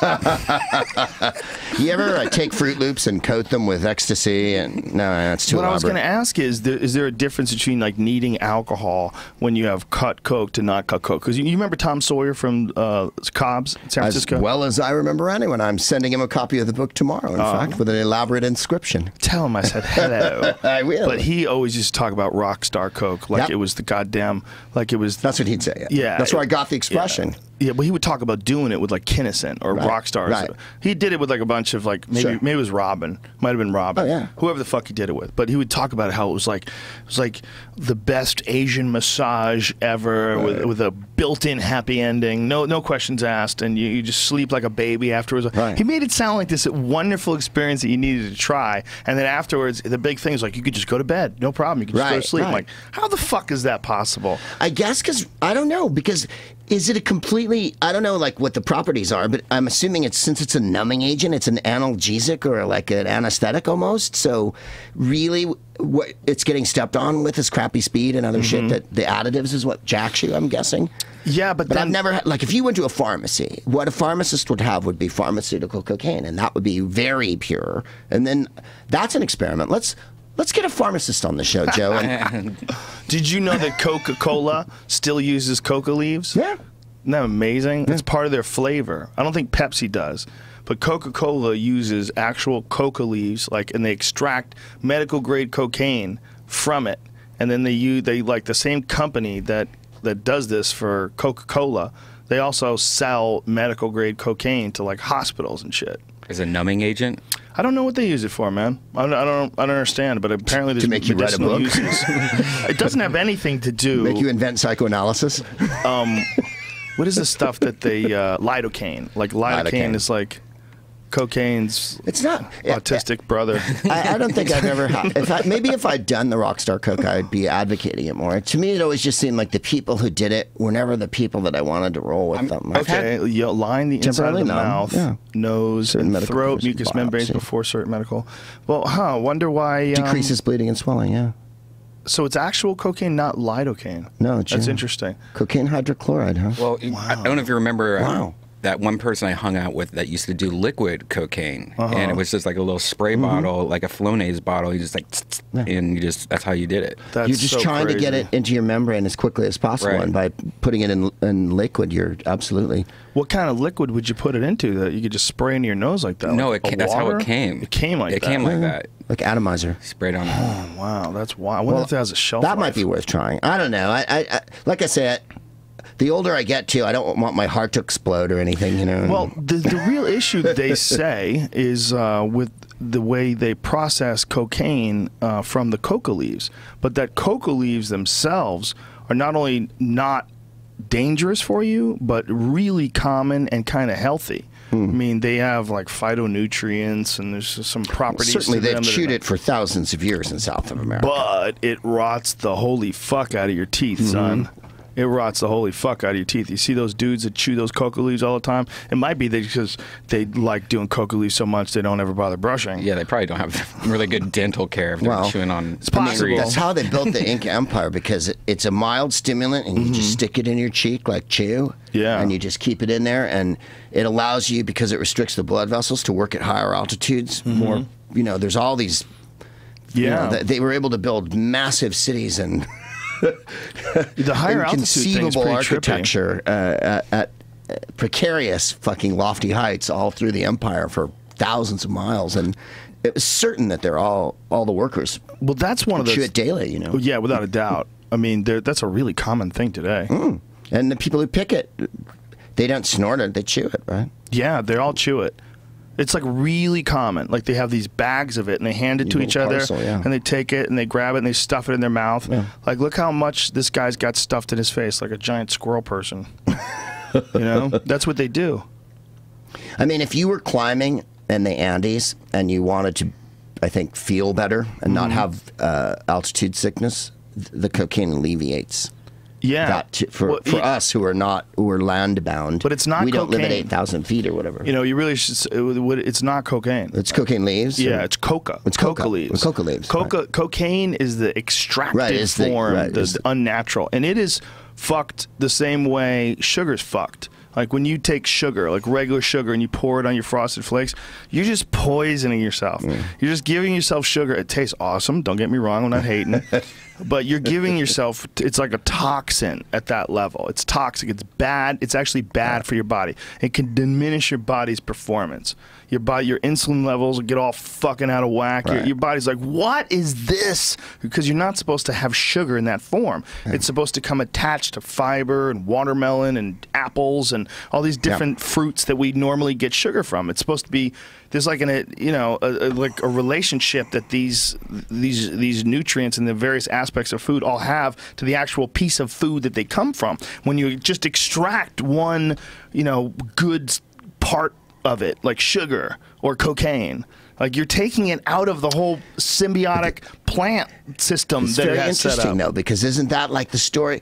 Like I just read this book. I can't remember what it's called. Six drinks in the history of the world in 6 drinks, and they talked a lot about Coca-Cola in it. Look at that shit. Sugar's addictive as I bet it is. And the brain scans, sugar is addictive. It's the refining of everything. And the extracting of everything that's changed the world, right? Like sugar is a giant moment in human history when sugar becomes important, because then rum becomes important, then slavery and taking over the New World, and the whole history of the New World is built on cocaine and sugar. Yeah, for sure. I mean, there's definitely good and bad with all sorts of things that have ruined all sorts of aspects of our world. I mean, for a long time, people go to war for salt. Absolutely. Salt, stop and think about precedes sugar as the big item that everybody has to have salt. Gandhi's first march was to the salt march was because that's what he's protesting, the British. Fuck. Salt's a key ingredient in human history, and people still say it, and now I'm getting boring, but I was just going to say, when they used to pay, they paid people in salt, and you earned salt, and you're worth your salt. The reason, do you know why they do it? Do you know what salt, the properties of salt, what it's good for? It absolutely replenishes your body when you're, working out, and I guess the sodium is some sort of. No, go on. Tell me. Those are all I'm just fumbling around. No, those are all good, but the big one is a preservation of food. Right. If you could take meat and you cover it in salt, and fish especially, you cover it in salt, it'll prevent bacteria from growing. Right. Yeah, so they would literally layer these fish fillets in stacks of salt. Like they would put salt, put the fish down, cover the fish with salt, put a fillet down, cover that with salt, and they would be fine like for days. Yeah. Months. You could ship. That's how all food was kept in those days. Would it really last for months? Well, that horrible stuff that all the that they used to eat on salt cod and salt pork, right? You salt the dickens out of a pork and then just keep it forever. But they didn't have refrigeration, right? So salt provided refrigeration for 10,000 zillion years. It was how you kept food. Yeah, I mean, it was like people can't to this day go, what, do you just pour your salt on your french fries? People go to war for that shit. It's a condiment. You don't go to war for condiments, but that's not what it was. It was like going to war for refrigerators. Very much so. In ancient Rome, the big sauce was this fish sauce. It tasted a lot like Vietnamese fish sauce, very salty and brown.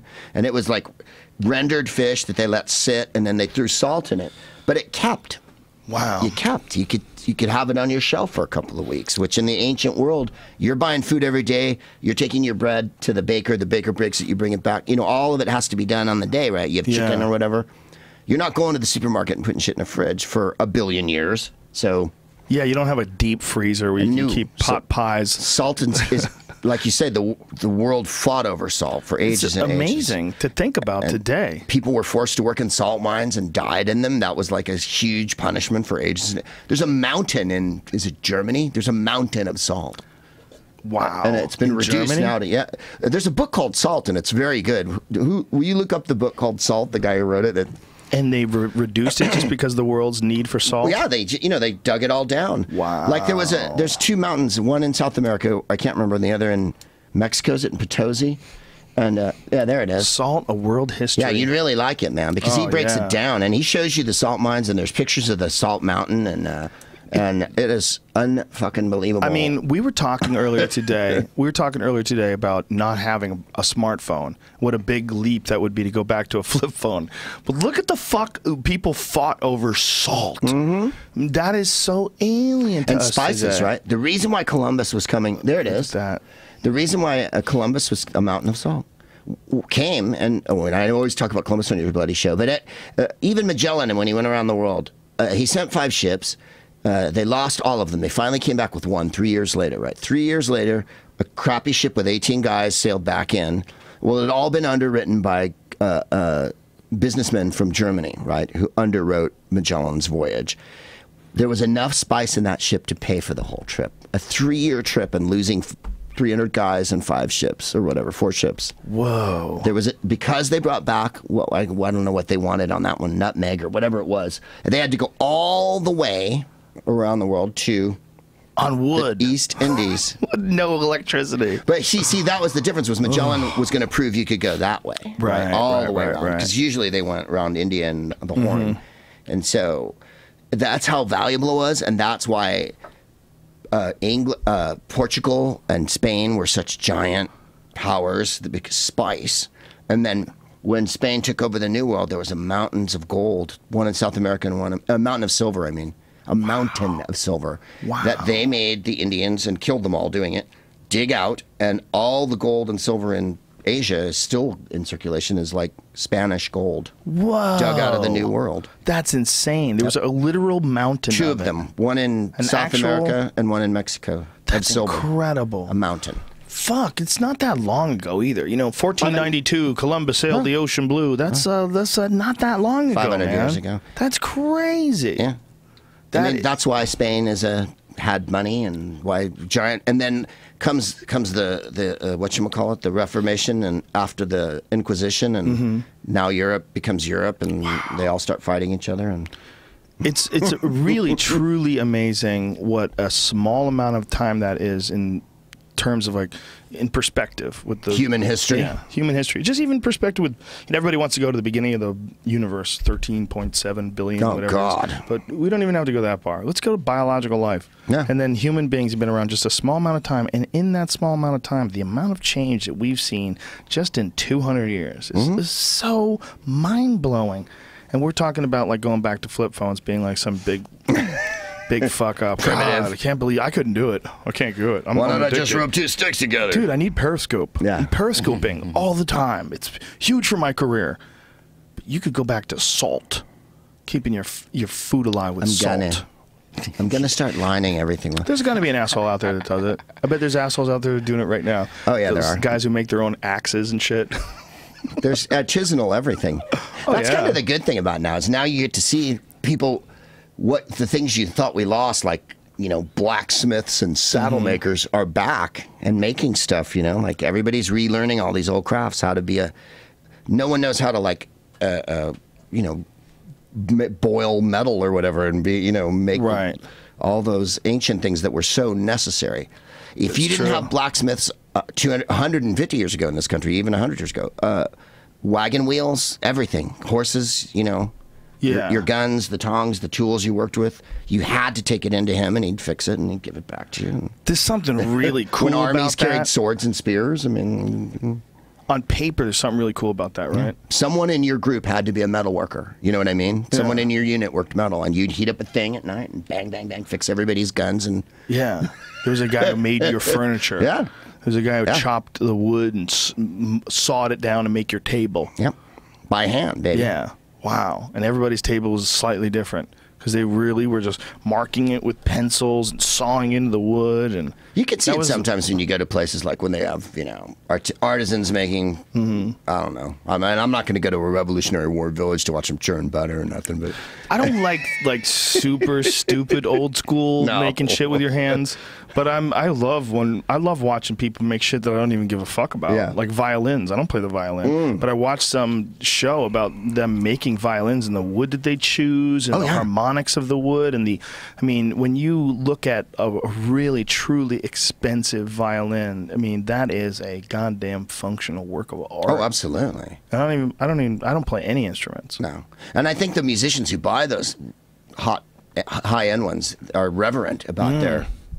They definitely wax them down and, keep them in shape. And the moisture's an issue. You can't, store it in a crappy place and it can't get bounced around. And... Well, I was at Conan with Sturgill Simpson. Sturgill Simpson's a friend of mine. He's a country music guy. And he was performing on the show. And they asked him if he wanted to put his guitar out there early so that it can acclimate to the temperature in that room because they keep the room where they film Conan 65 degrees. Keep it chilly so that everybody's like, woo. It gives you like a little bit more energy as an audience. Like if the worst thing you want is people like really warm and really tired. Yeah, so you give them like a little bit of a chill, and that's like some old school David Letterman trick, right? So they put his guitar out there early so it could get you, and then they have to tune it again. So you have to go out there, you have to play with it, and you have to know where it should be for every single note. And you're twisting those little things on top, and I'm like, the wood itself moves and changes in 10, 20 minutes. Yeah, the humidity of the room. That's fucking bananas, Isn't man. it? That is so crazy to think that it's so specialized. And they can't make, he was telling me that you can't make a really good guitar out of anything other than wood. It just doesn't sound right. They can make some electric ones out of like plexiglass and shit, but it's a different sort of a thing. But even they're not as good. Like you want wood. Right, and there's the ones that are all metal, you know. But yeah, no, wood is the one. I don't know. I met a guy who made guitars for people, and he looked exactly like you'd think he would, with ponytail and a beard, and like he was in The Hobbit, and that's all he did. I was with John Paul Jones from Led Zeppelin or whatever. He was in Them Crooked Vultures with Dave Grohl, and I got to meet him, and he introduces me to this fellow, and he's like, "Well, who's this guy?" And he's like, "He makes mandolins." Whoa. And I'm like, "Oh," and he's my friend. I brought him along with me. He makes guitars and mandolins, and that's what I play. And wow. Yeah, that's all he did. And then people have like this really intense relationship with the guy who makes their guitar. Like I know dudes who have acoustic guitars from like famous makers. They become friends with that famous maker. Yeah. That's a pool cue thing too. Pool cues, which are also, they can't figure out a way to make them really good at anything other than wood. Yeah. It's interesting that, and they have relationships with the makers, like guys who play with certain guys' cues. You're like this really close friendship with this guy who makes your cue. But it's interesting to me that like no one's been able to figure out in all the years that we've been manufacturing things something that's better than something that just grows in the ground. That's a trip. That for guitars, for pool cues, drumsticks, just for this table, man. Yeah. This table feels good. Like when I put my hand on this table and I feel the grain of it and I move, like this is like, I think this table makes a better conversation. I really do. I think if there was this plastic thing here with like one of the Formica top, I think we'd feel less comfortable. No, then you're in a break room. Yeah. Then you're not meant to stay. Yeah. You're meant to blow after 15 minutes. Well, even these bricks are bullshit. Yeah. But they're not bullshit. They're actual bricks. Yeah. There's a slice. They take a brick and they veneer it. Oh, really? Yeah, and then they put a metal sheet up, and then they put the spackle in or whatever the fuck it is, and then they put the bricks in. They lay them one at a time individually. Really? Yeah, like it's not like a wallpaper. It's they're actual bricks. Yeah.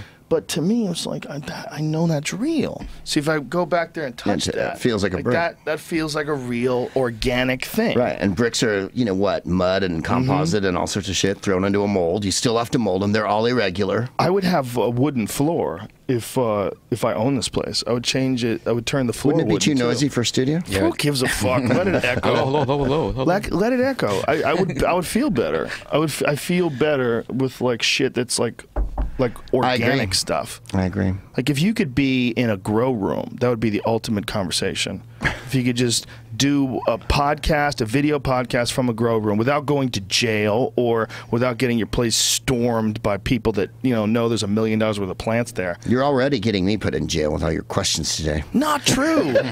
We live in a new day. Like if you could go to one of those Warren Buffett owned grow rooms in Colorado with like 5 indoor acres. Yeah. They have like 5 indoor acre ones that this dude I know works at. Wow. And they have 2 levels. There's an upper and a lower.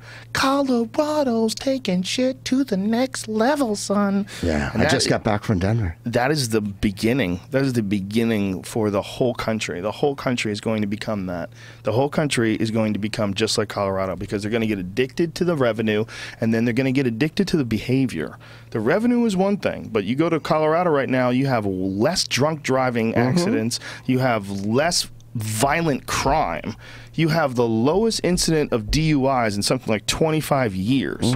There's all sorts of like positive benefits to what the fuck's going on there. You're almost answering the next question, which is why isn't it happening everywhere? It's like, well, if they're going to sell less alcohol, then there's definitely forces that don't want them to sell. Well, not only that, you got to worry about the criminals. Like I know someone who has a setup where he has Blackwater type dudes.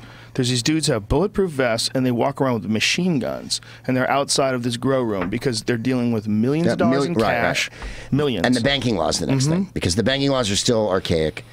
They're dealing on a cash basis in Colorado. You pay cash money like you do here in California. So every dispensary is, you know, got way too much money inside because they can't use credit cards. And then what do they do when they take it to the bank? Banks don't accept more than $10,000. Yeah.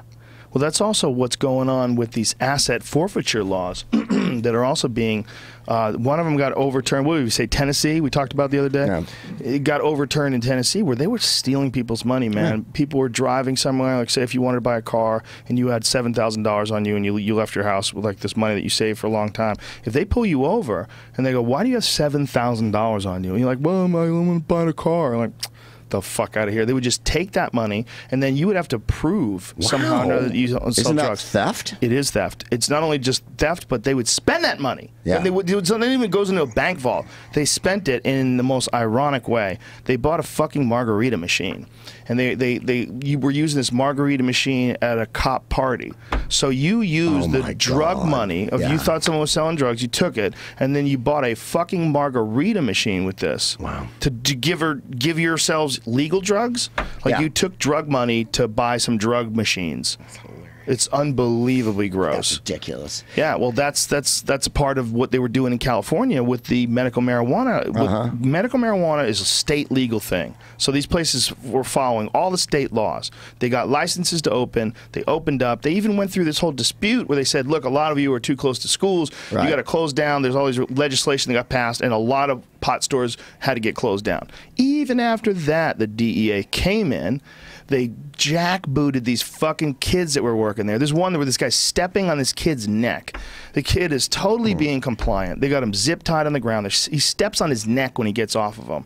I mean, it's fucked up to what? I get enraged when I see that. I want to beat the fuck out of that guy for doing that. It's just, it's so horrible. And I think if that was your son or your daughter, some 20-year-old college kid who gets their head stepped on by some fucking cunt, well, they would steal the money. And then they would say that the charges are pending and never file. So that $750,000 that they stole from your pot place, and you're only you're making $20 an hour or whatever working there, and they're stepping on your fucking neck and zip tying your wrists until you have cuts on them, you know, or for what? And you're not even violating a fucking federal law. Well, the last head of the DEA just resigned. And, oh my God. That woman was very bad about pot. She was awful. Look at this number. Look at this number. Yeah. In 2012, Texas law enforcement and prosecutors ended the year with $143 million in their forfeiture accounts.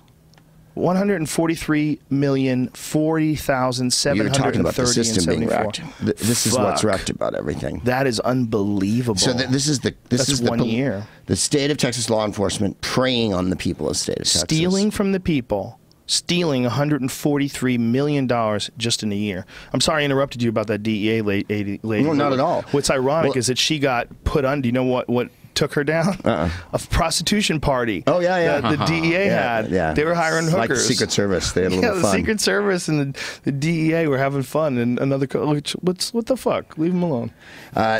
She got taken down for that, and she's not very progressive. And I'm hoping that the new Attorney General is. Blamed for handling of agents' sex parties with hookers. Can't they just have a little fun off the job? You fucking nannies. You goddamn nannies. As long as they weren't using state money. I mean, where'd the money go? Well, what money were they using? The DEA is not exactly the most organized division of our government. Well, we've played that. Jared Polis was the representative of Colorado who was grilling her on what is more addictive, marijuana or crystal meth. What is more addictive, marijuana or heroin? What is worse for you? I think that all drugs, and he just kept asking her, what is worse? Is marijuana as bad as crystal meth? Can you just answer that? I think all illegal drugs are bad. Right. It's like the most maddening fucking bureaucratic red tape horseshit conversation. Right. That was She the head of absolutely DEA. never fess up. How And did she get the job? Washington went legal, basically, decriminalized. Washington, Right around DC. her. So she, looking out the window of her office, denying the reality that's going on right in front of her. Yeah, and not only that, denying all of the medical studies that have all been completed, turned in, peer-reviewed, observed by everyone on the internet. It's not like it's not some crazy conspiracy. No. And it's not like a mystery that pot's not bad for you. I mean, and whatever negative effects that they've attributed to it, my God, you saw that bloody diarrhea commercial. We've already talked about this. Not everybody has the same reaction to all sorts of different things in your body. But when it comes to like the most mild of mild, when you look at the worst case scenario for a reaction for pot, God damn, it's pretty mild. You'll probably for fall asleep. Yeah. a few people seem to have issues with like what? They can't stop smoking pot. Guess what? People have issues with scratch tickets. Yeah. Okay? They have issues with speeding. There's people that can't go the speed limit. They have an addiction to like pushing the limit. Like they want to just go, I can't go. It's not even that they're in a rush. It's just they have this weird addiction to doing something that's naughty. I can't stop it. And they'll get 15, 16 fucking speeding tickets, lose their license. They can't slow down. Yeah. They can't. It's not a Sammy Hagar song. They're real human beings. Right? People are addicted to all kinds of shit. That's why like a lady like that it's really dangerous. Yeah, it is. Having a person like that testifying on TV if you don't have a guy like Jared Polis, a guy who just grills her and makes her look like a fool and doesn't do it he's not being an asshole about it. He's not being mean or he's not pointing fingers and yelling and using hyperbole and theater. He's shocking use of the Post, though. I mean, they make you the head of the DEA, and you're supposed to be in a semi-progressive government. And who do you report to? The president or Eric Holder or whoever it is? But that's the hustle. The hustle is that this is a semi-progressive government. But There's no such thing. They don't exist anymore. No, they don't. You can't get in there if you're semi-progressive. You just can't. Nope. You can put on the semi-progressive T-shirt when you're running for office. Right. But when they had to redact all that shit from the Hope and Change or whatever the fuck his website was about whistleblowers, when people after the Edward Snowden thing were like, "Hey man, do you remember what you said? That you were going to honor them and they were an important part of the process and blah blah blah." Yeah, what the fuck? And they just pulled all that stuff. It's a dance. Yeah. It's a dance. Everyone essentially who gets into office has the same master. They all have the same master. Oh, no question of that. But I think we were saying about pot, the thing people are going to get addicted to is the money. Yeah. The Colorado model is so successful, and I've been to Washington State too, and it's just spinning money for them. And I said on my show last week, they can't have a bake sale and make this money. There's the state, that kind of revenue is like found. Yeah. And I said, and you don't have to open a casino. It keeps that. I mean, it's just, I don't know. I find it a lot more acceptable and progressive than building casinos and bars everywhere. Well, when you see the ebb and the tide of society, and you see, at one point in time, the Republicans were the really open-minded progressive party.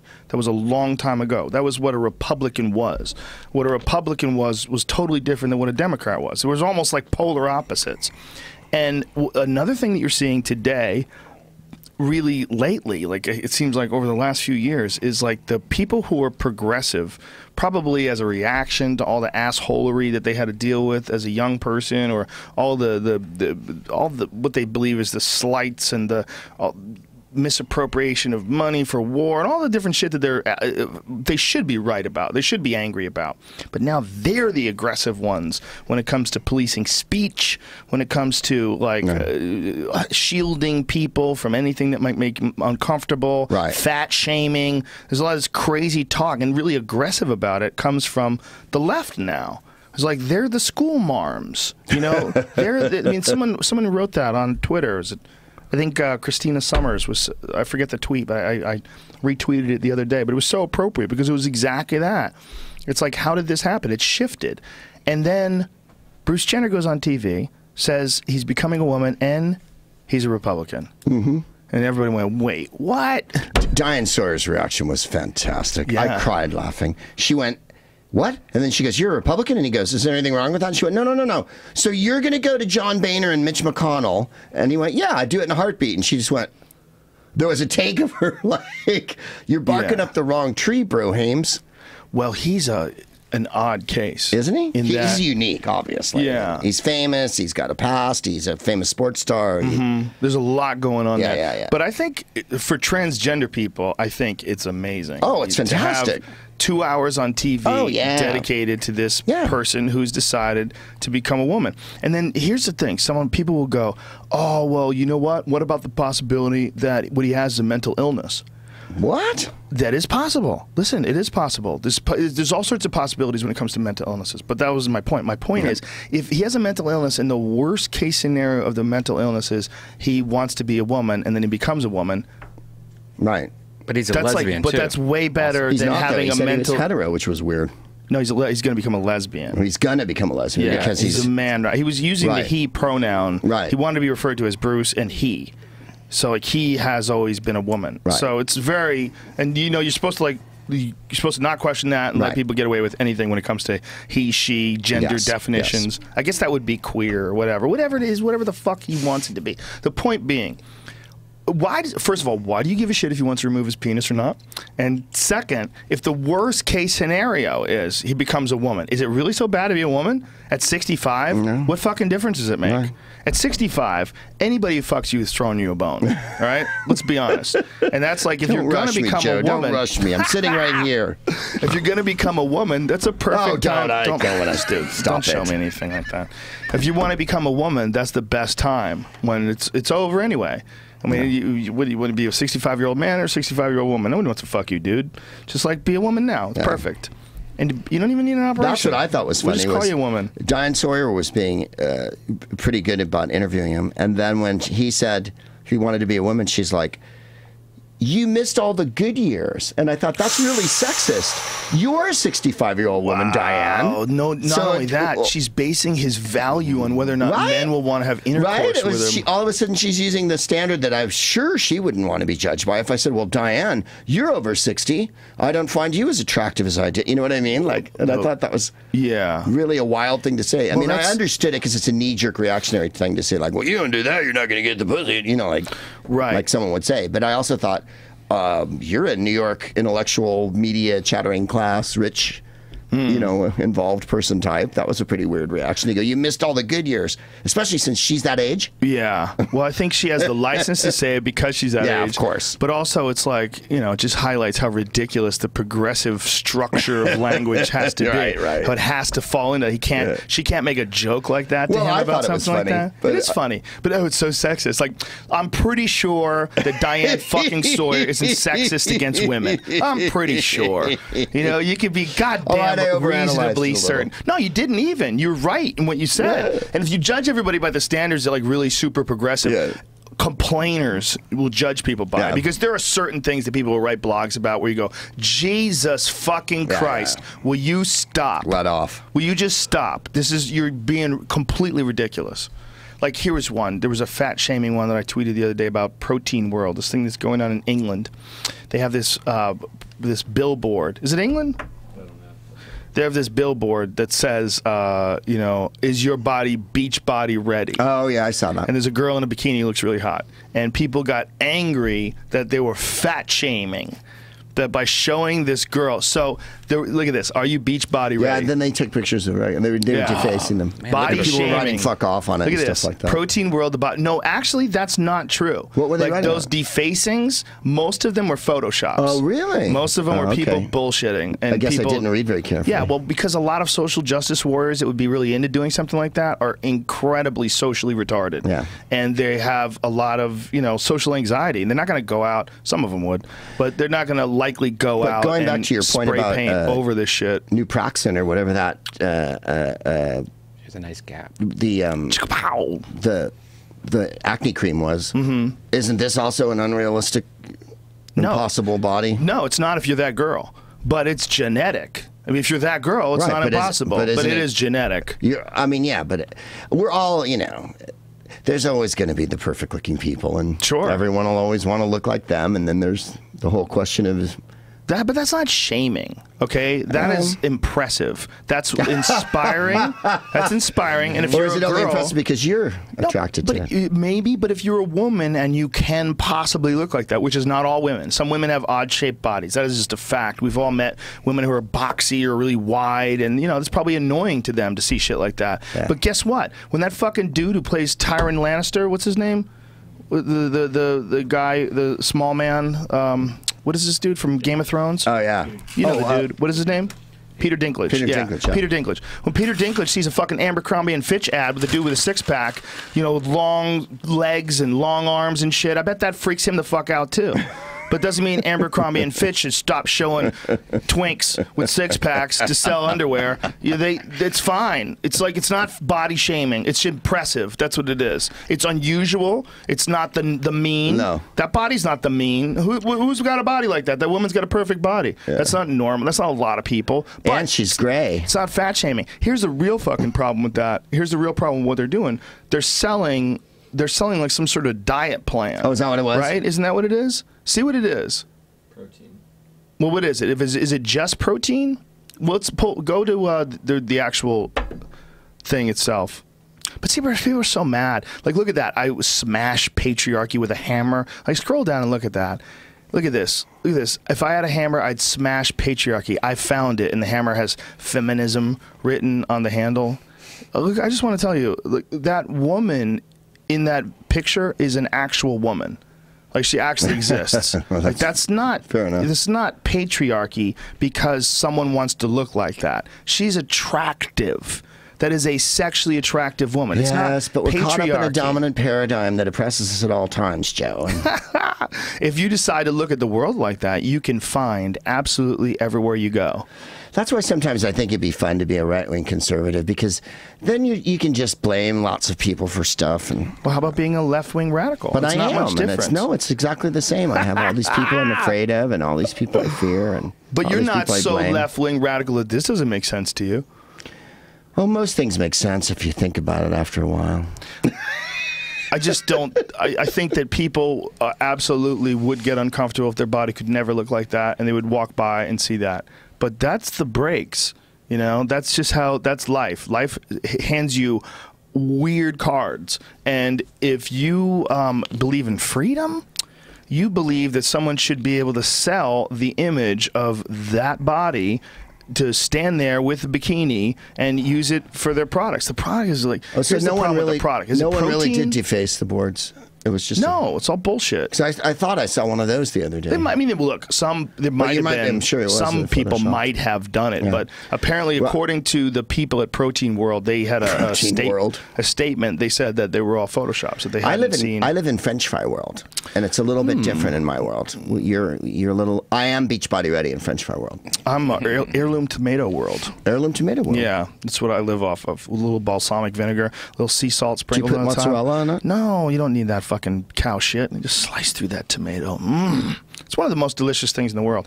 Heirloom tomatoes with a little balsamic vinegar and just a little dash of sea salt. Yeah, my wife really likes that. So yummy. It's beautiful. Well, tomatoes are supposed to taste like that, but those tomatoes last like an hour. You buy heirloom tomatoes from the grocery store, those bitches are good for like a day, and then they start getting all mushy. But when you eat them, you understand that tomatoes are really a fruit. The difference between the big, puffy, watery agri-farm, the hard ones, that can travel for weeks. That's why they've bred them that way. They bounce. They have like a tough skin. And they don't taste so hot. They don't. They taste really bland. Yeah, watery. There's a big difference between those and like the Jersey beefsteak tomatoes. They're old genes, and that's genetically modified. Like when people start talking about genetic modifications, guess what? That's what that is. That's what the tomatoes in the corn are, so they can travel. Selective breeding. Yeah. I mean, and apples. That's why there's only like 5 kinds of apples instead of 1,000. Yeah, right. Or like durable as fuck too. We eat like 5 different kinds of potatoes here, but in South America, obviously, where the potato was invented, there's thousands of strains. Yeah, they have every different shape and purple and green and all weird different flavors and shit. Yucca, remember? Have you ever seen yucca? Yeah. Like how much is involved in processing that and making food out of it? Yeah. Oh my god. Yeah, it's you say yucca or yucca? How do you say it? I would say yucca. You're probably right. Yeah. But if I was Cole Porter, I'd write a song about that. You say yucca. But you know, it's like on one hand, what is that? The humble potato. That's all the different types of potatoes. Amazing. Whoa, they look really cool. I mean, the Incas in South America and the American Indians in Meso and North America invented the horticulture and the husbandry of, or whatever you call it, of potatoes and corn. Corn was not an edible product till the Indians started planting it and making it into something they could eat, and they developed it. And the Incas and all the tribes that lived in South America and those civilizations developed all those potatoes and bred them. That's amazing. And so it's an extraordinary feat of agriculture, and the fact that potatoes and corn basically saved Europe from starvation in that same time period we're talking about. When they were able to bring all that back from the New World, Europe wasn't doing so hot with the nutrition right around then. Because they didn't have a lot of vegetables that kept, and a potato is like a perfect vegetable, right? You could actually live on potatoes almost to the exclusion of everything else and not die, because it has every vitamin in it. It's really rich in vitamin C and potassium and too. And D as well, yeah. So potatoes are like this extraordinary kind of... And what do we do with it? We take the fucking nutritious part off of it and we boil it in fat. And then put salt on it. It's awesome. We're so gross. And then put it in ranch dressing. And then like corn, you know, the whole argument over GMO corn and everything is like... Corn it's all GMO. Yeah. I don't know. And also that GMO corn, the stuff that you get... for cattle and stuff, you can't even eat that shit. Oh no! It's like the stuff they grow for feed for animals. Like they grow it, you know, high in protein and resistant to pesticides and all that stuff. They in that show, the documentary King Corn, they tried eating it. You know, they grew an acre of corn. They went through the whole process through the documentary, and then they try to eat their corn. They're like, "What the fuck are we growing? Isn't that horrible? Disgusting. It's crazy. It's crazy." Well, that's when you find out how dangerous California's drought is. Because we always associate the heartland with growing all of our vegetables, but that's not really the case. The heartland is where we grow all the corn. We grow a lot of different shit, obviously. There's a lot of soy and all sorts of different things get grown. But California is responsible for like a huge percentage of the tomatoes, a huge percentage of the almonds, a huge percentage of the blueberries, avocados, strawberries, oranges. There's a lot of shit that gets grown in California. And you find out how fucked we are with water. So you realize, like, oh, this is a food issue for people. It's not just a food issue for our food. It's a food issue for people, the whole country. That's why I want to lead a midnight raid to Lake Mead tonight, if you guys are up for it. You gonna steal water from Nevada? Yeah, I got a truck. It's pretty big. I thought we could get some jugs and whatnot. Now, I haven't thought this plan out the whole way. How good is this Lake Mead water? Well, it's pretty tasty. It's been run through a dam, so there's, you know... Filter, like a big Brita. Exactly. I don't think there's any impurities. Isn't put it in a bong, whatever. Isn't it low? Isn't Lake Mead low as well? I feel like that was something that was a concern. Oh, yeah. I would all presume the reservoirs. The drought's terrible. This is the worst one I remember. I don't know if you lived in California your whole life. Are you from California? No. I moved here in '94. Where are you from? I grew up mostly in Boston, but I was born in New Jersey. I lived out here from age 7 to 11, though, in San Francisco. Oh. Yeah. Well, in the late 70s, there was a huge drought in California, and that one was the first one that I remember really getting serious. Yeah, I was here for that, I believe. I think that was like 78 or something, right? Lake Mead may hit record low. Can you believe this? Ooh. So look at the shoreline. My God. Yeah, the shoreline's like so the marina is going to be dirt. Well, that's how Lake Travis is in Austin. Have you seen that?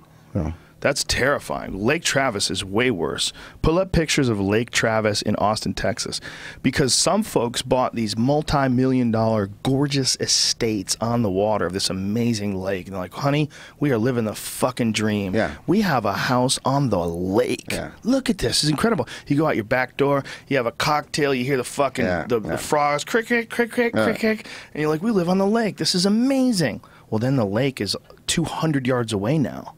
Oh, right. They've lost most of the lake. Yeah, half a mile. Your boat's in the sand. Yeah. It's not even mud anymore. Like your boat is laying in this Mad Max. What do we do about drought? How come no one's ever figured out how to seed clouds? I know how to do it, bro. I know how to do it. You get all that water from the fucking glaciers that they're complaining about. Oh, sea level's gonna rise. No. You get a pipe, you put it on the water, you take the water back, the same thing they do with oil. Look at that. Isn't that insane? These are photos. We're looking at photos right now of Lake Travis, where you can see people's docks Like that, see those houses up there? Yeah. Those houses were like shoreline houses. Like that's the water level. So there's nothing left. Nothing left. So these houses, like they had this big backyard, and the backyard looked over this dock, and they would go out to their boat and just fucking jet set lifestyle. Look at me living in Austin, Texas like a fucking gangster. And then it all went away. The water, like, literally all went away. It is the craziest thing to look at from a satellite photo, or from an aerial photo, rather, because you realize where the shore used to be. There's some pretty distinct versions of, like that. See, that looks like a river? That used to all be blue. That whole thing was blue. And they're letting that motherfucker dry out because they pump water into Lake Austin. Lake Austin is still full. I think they get their water from the Colorado or something. The Missouri, maybe? What do I know? I'm a lake expert. But the point is, they get their water, and they still make sure that Lake Austin gets water. But they don't do it to Lake Travis. No. They're like, fuck it. We got to pick a winner, and you ain't it. Look at that house on the lower right-hand side, Jamie. Look at these people just sitting there. Oh, my God, that's insane. And what's left of the lake. There was one in the lower right-hand side, Jamie, where you could see this like big mansion that had a backyard. If you were before you clicked on that one, yeah, right there. Click on that one. Look at that fucking house. This guy used to be able to go out his back door, and just fucking honey, I'm gonna swim and fish and do whatever he wanted. God, it must have been amazing. Look at that house, this badass house. Power line above his house is gonna kill him though. I was gonna say he built it underneath the tower there. He might be a ham radio operator. He might be one of those Art Bell motherfuckers. My wife and I went and looked at a house a while ago, and one in L.A. and it was in a cool neighborhood on the east side and whatnot. And we get there, and of course, no one has shown you in the pictures on Reddit or whatever, or not Reddit, I don't know what Zillow or whatever the fucking real estate site. One of those electrical towers, like right in front of it on the street. Fuck that. And you're like, that's a little close for me to look at every day, to be under. Not only that, I don't think that's healthy. It can't be. Yeah, I think there's like actually.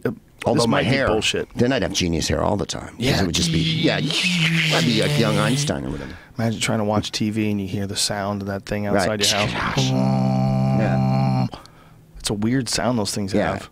Have you ever walked by like one of those real big towers? Like you can actually kind of hear the electricity when you get close. Oh yeah. That freaks me the fuck out, man. Especially people that live underneath those, because there's a couple in Burbank where it's like that, where you park your car on that street and you just hear that hum and the sizzle, and you live right underneath that. That can't be good. You look out your windows, you see your lights like just glow a little. Right. Just a little bit. Your brake lights just a little glow and dimmed out. Little glow. We better get those trees for every one of our outlets so we don't have a surge, man. Well, what's crazy is that Tesla, a long fucking time ago, when he was in that battle with Westinghouse, Tesla wanted to make electricity available to everyone like radio. Yeah. Somehow or another, you would be pulling your electricity out of the air. And he developed some kind of a projection method of electricity. So instead of these towers with wires that you could monitor how much electricity is going back and forth, and that's how they charge you, instead of that, he was just going to make everything for free. Well, that's why he was shut down so hard. Of course, but yeah, that's his Tower of Power. I don't know what they actually called it, but that's what it says in this. That's not really what it's called. But look at that. Yeah, Wardenclyffe Tower. That's what it was. And that was his idea. I mean, what? Wow. How weird He was was a that? genius. Was that good for you though? Did they know about probably cancer not. and shit well, back then? What about all the cell phone towers that are everywhere that look like palm trees and shit? Those aren't good for you either. Can't be. Well, I think those are not that bad though, because I think those are just receivers. Oh, are they? What that is? No, they must not be receivers. What about all the They're phones senders. we used in the 90s That's that were this big, and when you held them up for half an hour, your teeth started to ache? And surely those weren't good for us. Well, he wasn't a biology major. You know, Tesla was a guy who was interested in electronics, and thinking things through and figuring out machines. But biologically, he was pretty fucked up. He was in love with a pigeon. Was he really? Yeah. I didn't know anything about his personal life. In love with a life. pigeon, yeah. He like had a love affair, like he would talk about this pigeon like it was a woman that he loved. And he also had some sort of a strange relationship with a woman. And again, like, should preface this by saying I got this from a documentary. Could be totally bullshit. But, and I haven't seen anything about it since. But that he wrote something about destroying, in quotes, his sexuality. Like he had been in some sort of an affair with some woman, and it was so distracting and crazy that he might have decided to get castrated. Wow. Yeah. It means, like, I remember the term destroying his sexuality. Wow. I don't remember what the fuck the...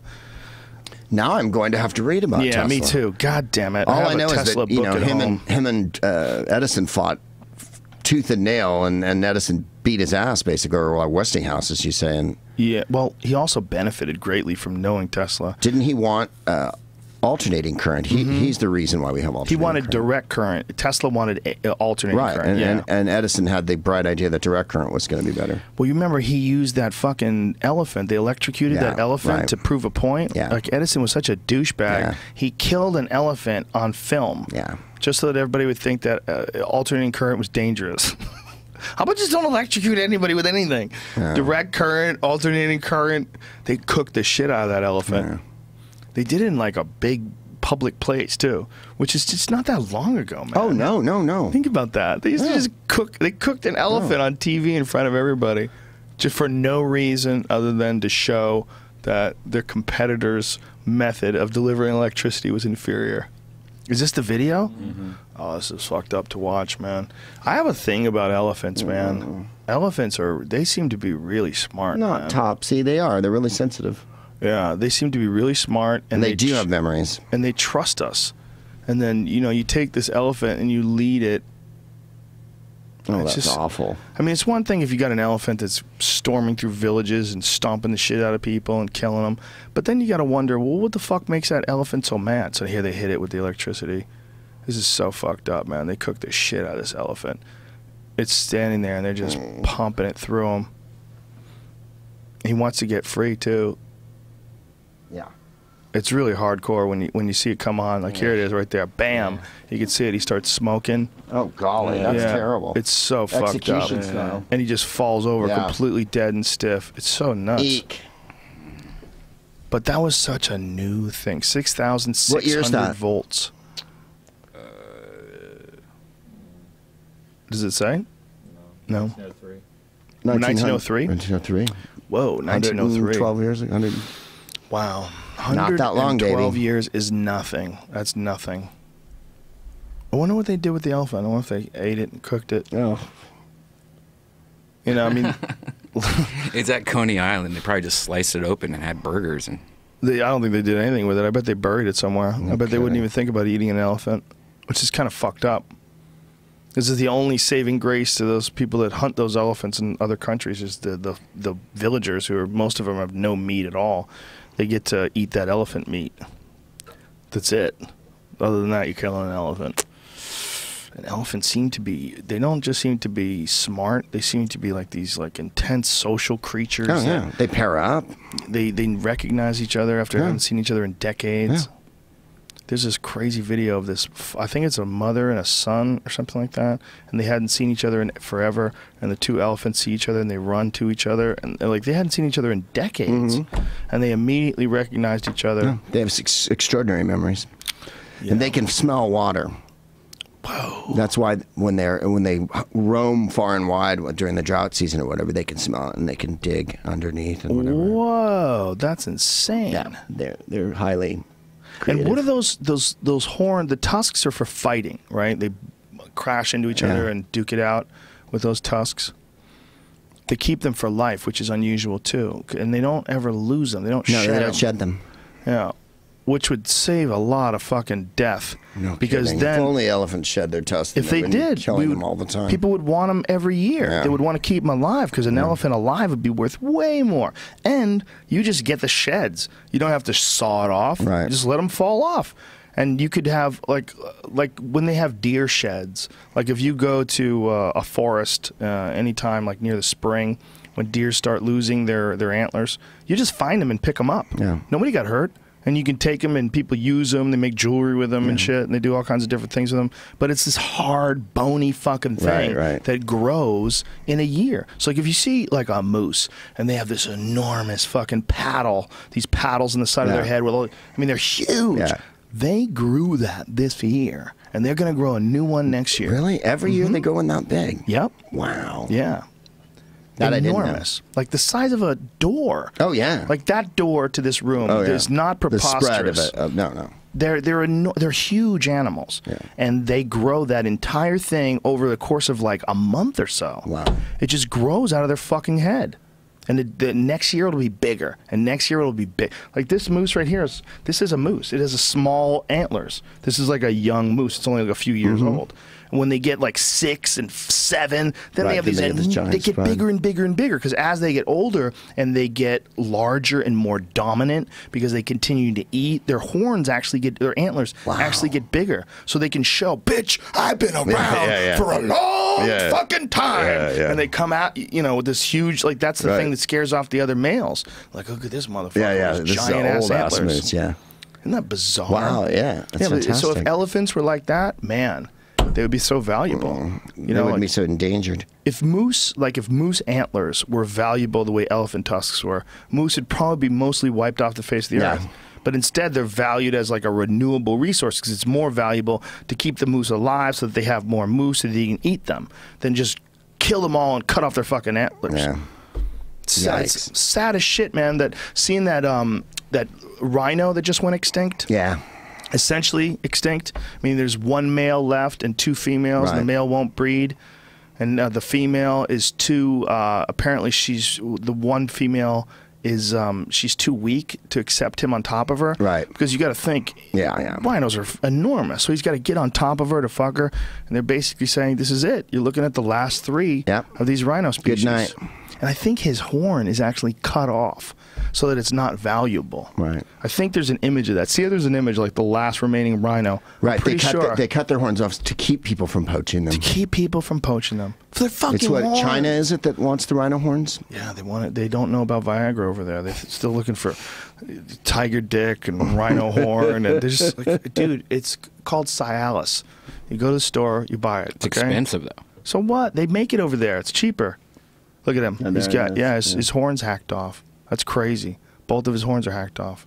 Unless they just wore them off. Is that possible? It is, but I think they probably cut him off because he's in a preserve. Yeah. The Opposita Conservancy in Kenya. What a crazy animal that thing is, though.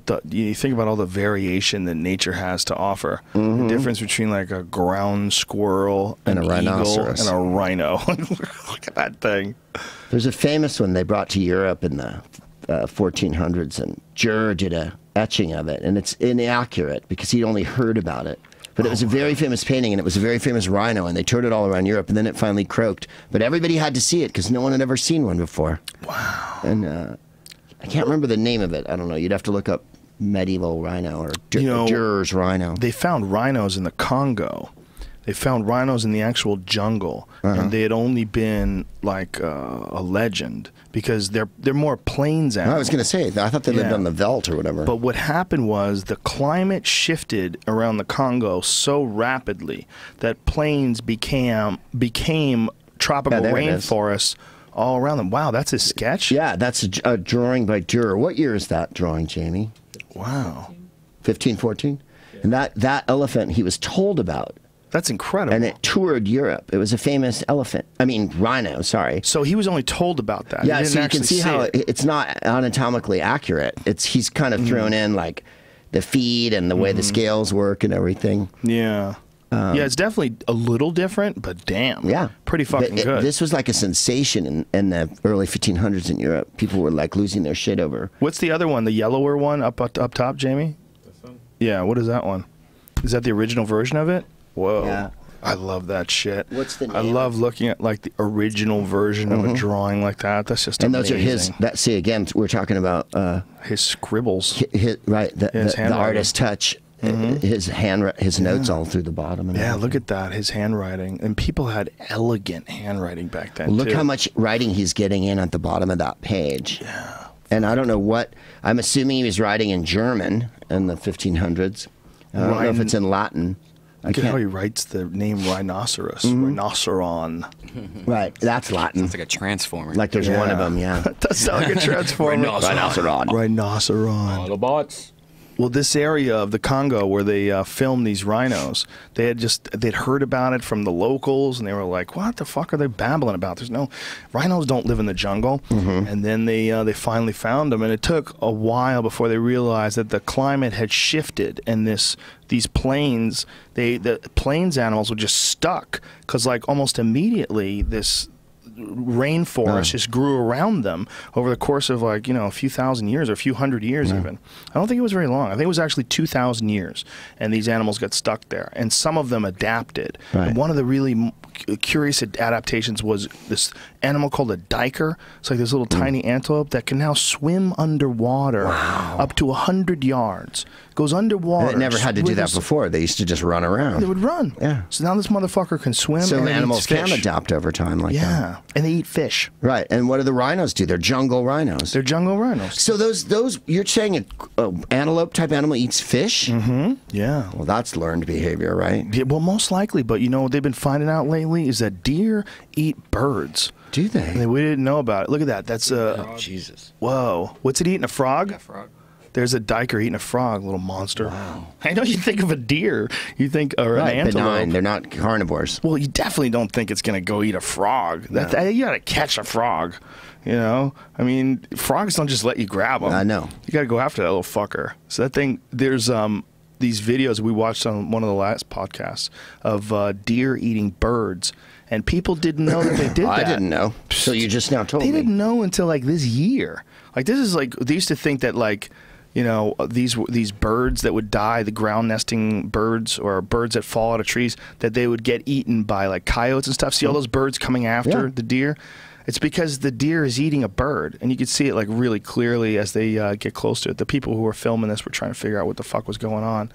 And then as time went on, they realized this deer is following this bird around trying to bite it. See the bird on the ground? God. Yeah. And so it's following it. See, it's chasing it, and then finally when it gets it, it bites it and starts fucking up this bird, and it's chewing it alive, and it's crazy to watch, man. I mean, it's not just accidentally stumbling upon this. No. It's going after it. So he keeps stepping, then finally it gets a hold of the bird and just starts fucking that bird up and eating it. And apparently, look, see it? Wow. Apparently that's what they do. They eat birds. And we have made them these benign, grass-eating, gentle creatures. No, they eat birds alive. And while the bird is squirming and trying to get away, they give zero fucks. They have a cold-hearted, bird-eating demeanor about them. Wow, who knew that about deers? Yeah, isn't that crazy? There's some really close-up. Oh, God. There's some close-up ones. There's a bird-eating duck. I've got to eat duck later. Let's not... Birds are Are rude how long as fuck. are We could stop anytime you want, Oh, sir. okay. Stop. Right. Let's wrap this bitch up now. You want to wrap it up? Yeah, I do. Is there anything you need to talk about other than the book that's the book. fucking amazing and I have a copy of it? Did you sign it, please? I'm gonna right here. I'll sign it right What's now. Kittens? What is this? This must be for Brian. That's He did my. not leave that shit in Brian there can for have me. it if he wants. It's my mascot, Kittens McTavish. You have a mascot? Well, kind of. It just sort of organically evolved over the show, but we All right, embraced I'll it. keep it. That'll be my bookmark. Is Yeah. it a sticker? It is a sticker. I would put it on my laptop, but a lot of times I have to go to the airport, and I don't want any gay rumors. You know what I'm saying? Wow, I'm glad that you presume that a kitten makes you gay. It's not a. It's I not have a giant 3 orange cats. cock. But if I if I was, it'd be less gay. Put it right there, maybe. Let me think. That's Kittens. awesome. Yeah. See, he likes it. Brian likes Well, look it. at his fucking laptop. It's covered with pictures of himself. What? He's got cats on there and shit. All sorts of stuff. You're on there. Nice. I'm on there too. That's nice. I have stickers all over my I stuff. need more too. stickers. I can't Will you just let have me 2. sign it to you, Jeff? Yeah, fuck yeah. And where can people buy this, Greg Proops? They can go. Thank you for asking, Mr. Joe Rogan. They can go on gregproops.com. Shazam, bitches! Boom! Or you can go to smartestbookintheworld.com. Booyah! And you can pre-order it. It comes out on May 5th, but you can pre-order it now if you wish. And Greg Proops, you can see his live podcast. You can actually be in the audience for some of those fuckers, right? How do people get to that? You are so right. They can go on gregproops.com. I'm going to be in... see, I put a heart in it, too, so the gay sweet. rumors will keep swirling. I like them. Yeah. I'm going to be in Brooklyn on the 7th, I think, May 7th. If you go on gregproops.com or where the live events are on the book thing, I'm doing a bunch of podcasts across the country, New York, Chicago, Philly, Seattle, Portland, San Diego, Los Angeles, San Francisco, and book events as well in all those places. Boom. And there you have it, ladies and gentlemen. Dude, you're awesome. Thanks. It's always Thanks fun. for having me on, Joe. Please, what a gas, pleasure. baby. We should probably... Stone gas. These shirts were made by... These are the astronaut shirts. If you guys know what happened, there was an astronaut that got in trouble for wearing these you've got sexy the lady shirts. Hung Men of the Night one. Yeah, we tried to balance it out, so she sent us a gay one. So, or a female one that women can wear. I guess it would be more female than gay, right? It doesn't have to be gay. Yeah. If a woman wore that, I would be questioning her taste a little bit. Would you, for real? Well, I'm questioning Brian's right now, but I understand he's just trying to get in the spirit of the thing. He's just being a silly goose. There's nothing wrong with I'm a that. lesbian trapped in a guy's body. Yeah. Something's trapped. The scientist got in trouble. It's actually his friend Ellie that made these shirts, and she sent them to us. So thank you, Ellie. Well, they're lovely. Thank you, scientist dude out there. Thanks, America. That's it. Thanks the world. Okay, I'm not a fucking xenophobic. I like everybody out there. See you soon. All right. Bye. Awesome. That was good.